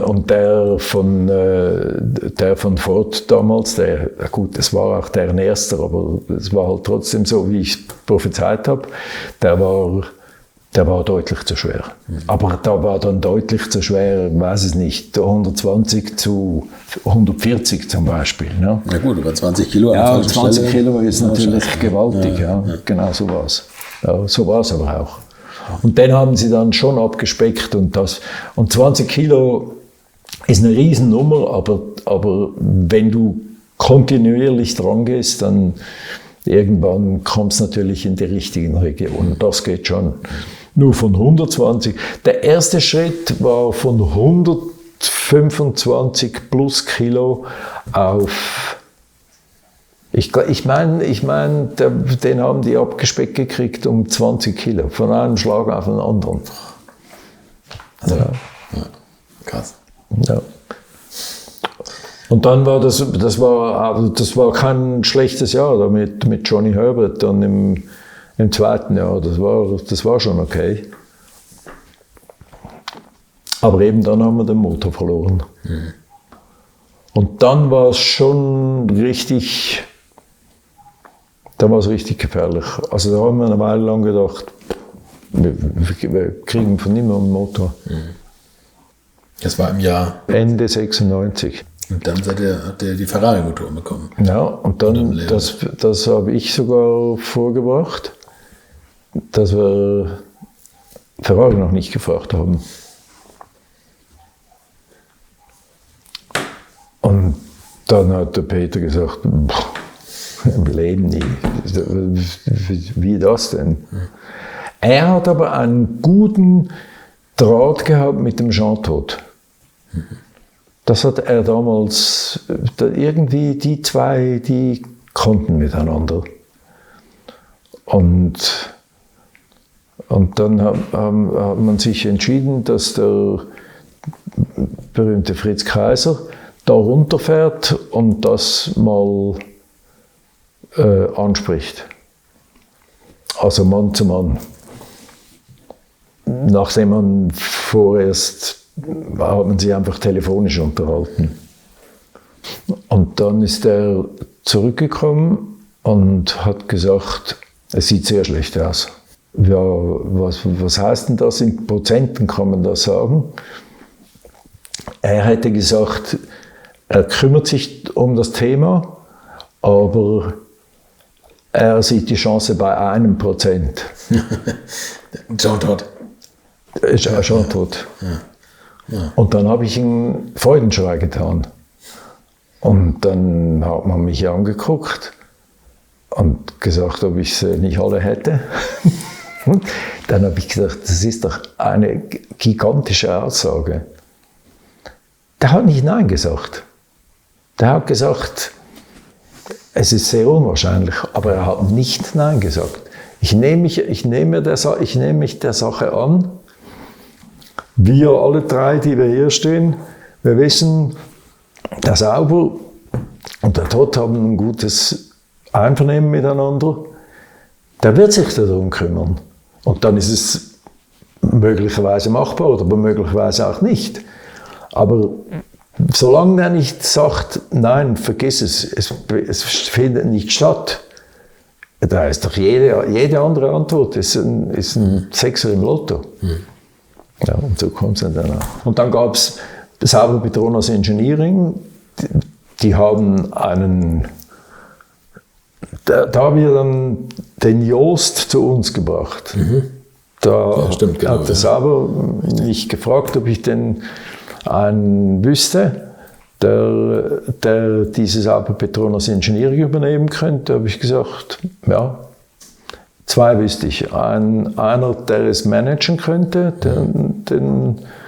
das ist ein guter junger Mann, den ich von Porsche kenne. Und der andere ist ein Japaner, der sich sehr verdient gemacht hat mit dem Honda Formel 1 Programm. Den kriegt man auch, den muss man unbedingt haben. Der war der, glaube ich, auch bei Ferrari noch. Der Goto. Und dann ist der Goto als Chefingenieur zu Sauber Petronas Engineering, das ist mir gelungen, dass der kommt, und der Joost. Was war denn das Argument bei Ferrari, was so die Kehrtwendung gebracht hat? Also die 99% musste man da irgendwie nochmal... Kohle. Kohle. Okay. Kohle, und zwar, nein, die haben schon... Also es waren sehr strategische Gespräche, die da haben stattgefunden haben müssen, weil die haben dann eine ganze Kundenabteilung aufgebaut. Die haben gesagt, das ist eigentlich erst der erste Schritt. Und wenn wir das so weitermachen, was wir jetzt mal uns überlegen müssen im Detail, was das bedeutet für uns mit Sauber, dann ist es gut möglich, dass wir das zu einem Geschäftsmodell machen können. Und jede Kohle, die wir einnehmen können, das hilft uns. Und wie die eben gehört haben, dass das Petronas ist und dass Petronas das Badging haben möchte von dem Motor, ich glaube, dann war die Kuh rein logistisch zwar noch nicht, aber mental war die Kuh vom Eis. Weil einem Jean Todt musstest du damals schon nicht sagen, wo die Kohle sitzt. Und der wusste genau, wenn das tatsächlich Petronas ist und die sogar noch ein Badging haben wollen, das ist ja noch besser, dann kann da gar nichts mehr schiefgehen. Das ist unmöglich. Und so ist es dann auch gekommen. Aber der Deal damals, im Gegensatz zu dem, was heute ist und schon seit vielen Jahren jetzt ist, dass wir haben immer die Vorjahresmotoren gekriegt. Ja. Also nie den aktuellen Stand. Ja. Weil das war auch ganz klar sagen, niemals darf der Sauber vor einem Ferrari stehen. Die Nummer, die ging sich ja dann auch einigermaßen aus. Ne? Ja. Aber das war am Anfang auch hart, und da musste man eben den Motor zum Teil weiterentwickeln, wenn das überhaupt möglich gewesen ist. Aber Aber das war schon ein Sechser im Lotto für Petronas und damit indirekt auch für Sauber. Durfte Petronas die Motoren öffnen und noch was dran ändern? Nee, das war verplombt, das war genauso der Stand. Ja. Also man hätte es nicht weiterentwickeln können. Nee. Also, wie viele Motoren habt ihr da gebraucht? Ja, am Anfang viele. Und weißt, das war ja immer noch die Zeit, wo man frei testen durfte. Ne? Ja, das war ja die Kostenexplosion. Ne? Das war unglaublich. Ja. Das war unglaublich. Meine damalige Frau, die hat mich mal gefragt, ob ich eigentlich wüsste, wie oft ich weg gewesen sei in dem und dem Jahr. Wahrscheinlich irgendwo 96, irgend so zum Beispiel. 96 war ein gestörtes Jahr. Und dann habe ich gesagt, nee, viel wahrscheinlich. Und dann hat sie gesagt, 267 Tage warst du weg. Und dann habe ich gesagt, puh, ja, das ist tatsächlich viel, hätte ich nicht gedacht. Und dann sagt sie, ja, nur den Rest warst du dann da, aber du warst ja gar nicht da, weil du warst immer in Hinwil im Büro. Ja, klar. Also wir haben Tag und Nacht gearbeitet und sind nur unterwegs gewesen, weil zwischen den Rennen, da war die Kadenz jetzt ein bisschen größer zwischen den Rennen, aber es war immer Rennen, Test, Rennen, Test, Rennen, Test, Rennen, Test. Ununterbrochen. Aber da ging die Saison von, korrigiere mich, März bis September? Nee, schon ein bisschen länger. Länger? Ja. Also die Rennsaison? Mhm. Weil jetzt ist das ja, also jetzt für das Heilige Abend noch die letzten Runden. Ne? Komplett also, gestört. Das ist ja so absurd. Ich weiß, also wie man das machen kann inzwischen, das kann ich gar nicht verstehen. Sehe ich auch so. Also, aber das kommt von der, also na gut, die können natürlich alle rechnen, die jetzt zuständig sind für die Formel 1, so wie früher auch schon. Aber heute hat man auch ganz andere Möglichkeiten. Aber heute sind so viele Rennen, dass du eine zweite Mannschaft brauchst. Ja. Ja. Das nicht 100% der Mannschaft, aber ein Großteil der Mannschaft musst du eine zweite Mannschaft haben. Und auch zweites Equipment, weil gewisses Equipment, gerade so wenn es um Hospitality geht und so, das geht ja gar nicht mehr anders. Und deswegen sieht man auch eben an den verrücktesten Veranstaltungen heutzutage, siehst du die Red Bull Hospitality zum Beispiel. Die haben einfach 3 solche Dinger, dass sie um die ganze Welt fahren und die sind oft nicht ausgelastet. Und dann vermietet man sie halt an irgendwen. Ne? Das ist unglaublich. Ja, es ist wirklich unglaublich. Aber nichtsdestotrotz ist es, heute ist die Kadenz irre, weil halt eben so viele Rennen hintereinander sind. Das ist schon so. Aber dieses ständig Rennen, Test, Rennen, Test, Rennen, Test. Und auch da waren es 16, 17 Veranstaltungen. Ne? Also es war ja schon nicht gerade wenig. Ja, und vor allem freies Testen. Das ist ja. Und das freie Testen war tödlich. Das war tödlich. Das hat schon was gebracht, logischerweise, aber es war irre teuer und ja, letztendlich auch ermüdend für die Mannschaft. Und wir hatten dann schon, je länger, je mehr, eine Testmannschaft, die da testen gegangen ist. Und es waren nicht immer die gleichen Leute, die beim Rennen und beim Test waren, aber viele Leute gab es einfach nur einmal. Und da musste man hin. Ja. Ja. Im Jahr 2000 bist du dem Wunsch vielleicht deiner Frau gefolgt. Nein. Eine neue Rennserie gemacht? Nein. 99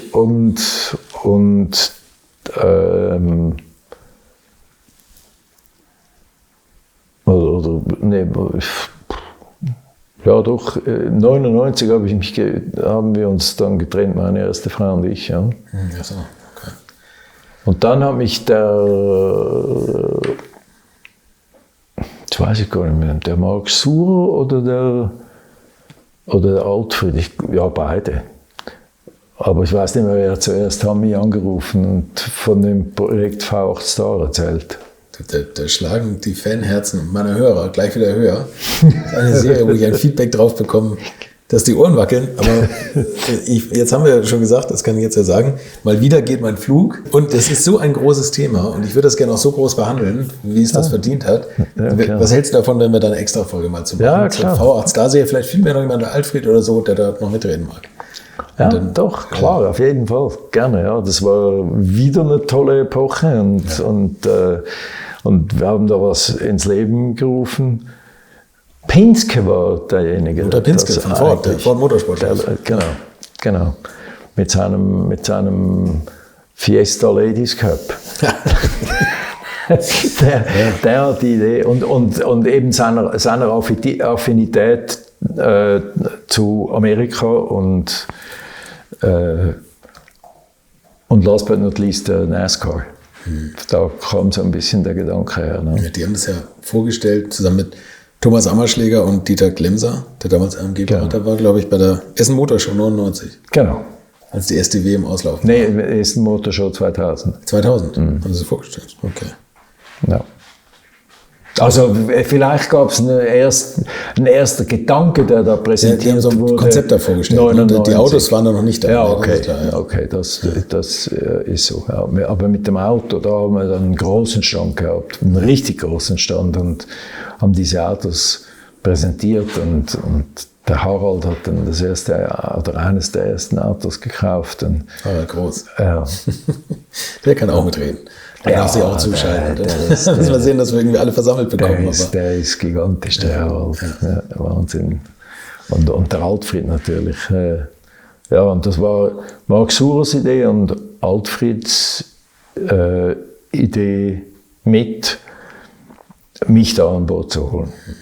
Weil die Investoren gesagt haben, es braucht einen Geschäftsführer für diese Geschichte, das geht nicht mehr ohne.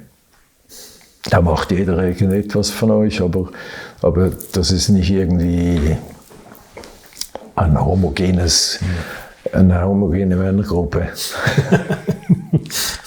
Okay. So, und dann habt ihr euch da zusammen drum gekümmert. Wie gesagt, da reden wir drüber und dann reden wir auch nochmal in Ruhe über das, was du danach gemacht hast. Und jetzt kommen wir zu meiner letzten Frage. Die letzten 50 Liter Sprit, wenn das Rohöl mal ausgehen würde, in welchem Auto und auf welcher Strecke würdest du die verfahren? Ja. Da bin ich jetzt gespannt. In welchem Rennauto? Bist du eigentlich mal in Formel 1 gefahren? Das hat die ganze Zeit gehört. Nein. Kein Sauber? Niemals? Nein, nie. Leider nicht. Hätte sein können, dass sie am Saisonende testen lassen. Ja, ist so. Also das größte Hindernis war natürlich, dass wir haben gerade in der Formel 1 haben wir immer Fahrer gehabt, die waren einen Kopf oder zwei kürzer als ich. Und mich da reinzukriegen, es war einfach nicht möglich. Ich hab da versucht drin zu sitzen, ich konnte nicht sitzen. Es ging einfach nicht. Okay. Es ging nicht. Und das, hast halt immer die Autos nach deinen Fahrern gebaut letztendlich. Also mehr oder weniger. Ne? Aber nicht nach dem Teamchef. Aber nicht nach dem Teamchef, genau. Ignoranten Techniker. Genau. Ja. Die letzten 50 Liter Sprit, wie würde ich die gerne verfahren? In welchem Auto? Ja, am Ende des Tages von den Autos, die ich fahren durfte, wahrscheinlich im C9, den ich aber gar nicht gefahren bin. Den bist du nicht gefahren? Nein, auch die Sauer C8 gefahren. Den bist du gefahren, genau. Ja. Den 5, den 7 und den 8, aber nicht den 9. Das sollte man nachholen. Und der 9, das war natürlich schon ein Knaller. Und auf welcher Strecke? Das ist mir egal. Es ist egal. Also das war das Einzige, was ein bisschen unbequem war in dem C8 damals, ist, dass ich war natürlich auch für das Auto zu lang. Aber es gab viel mehr Platz drin, um auszuweichen irgendwie, ne? als im Formel 3 war eine Katastrophe und im Formel 1 war es unmöglich. Es ging einfach nicht. Und da ging es, aber die ich habe so überlange Beine und dadurch bin ich mit meinem Hintern immer ganz weit nach hinten gekommen. Aber dadurch, dass ich ganz weit nach hinten gekommen bin, ist mein Oberkörper, der gar nicht so lang ist, aber der wird dann so hochgedrückt. Du musst damit hin. Und das war immer mein großes Risiko. Deswegen sitze ich auch so komisch in den Autos drin. Immer mit dem Sitz ganz, also in den normalen PKWs, Sitz ganz nach hinten und die Lehne ganz steil. Lehne ganz nach vorne. Damit ich das Lenkrad nahe genug bei mir habe. Ja. Und ich kann mich noch erinnern, im C8 drin, da war mein Helm immer eingeklemmt zwischen zwei so Streben vom Überrollkäfig. Und wenn ich den Helm da drin hatte, dann hat sich das nicht bewegt und es war ja so wie tatsächlich wie eingeklemmt. Ein frühes Handsystem. Ein frühes Handsystem, genau, ja. Genau. Ja. Das ist krass. Max, vielen Dank für die ganze Zeit und die tollen Geschichten. Ich freue mich auf unser Wiedersehen. Gerne, ja. Ich mir auch. Das macht auch Spaß mit dir. Das ist schön, in die ganzen Erinnerungen wieder kommen zu lassen und da drin zu schwelgen, mal emotional sehr betroffen und oft auch emotional ganz glücklich. Ja, schön. Ihr habt es gehört, ein Eintagesbesuch bei Max Welti hat einfach nicht gereicht, um alles unterzubringen und ich hoffe demnächst nochmal eine eigene Folge zur V8 Star Serie machen zu können. Wenn ihr keine neuen Folgen verpassen wollt, abonniert am besten diesen Kanal in eurem Podcast-Player und dann hoffe ich, dass wir uns hier nächsten Donnerstag wieder hören. Bis dahin, schöne Zeit, bleibt gesund. Infos, Bilder und alles Wissenswerte unter der Internetadresse www.alte-schule-podcast.de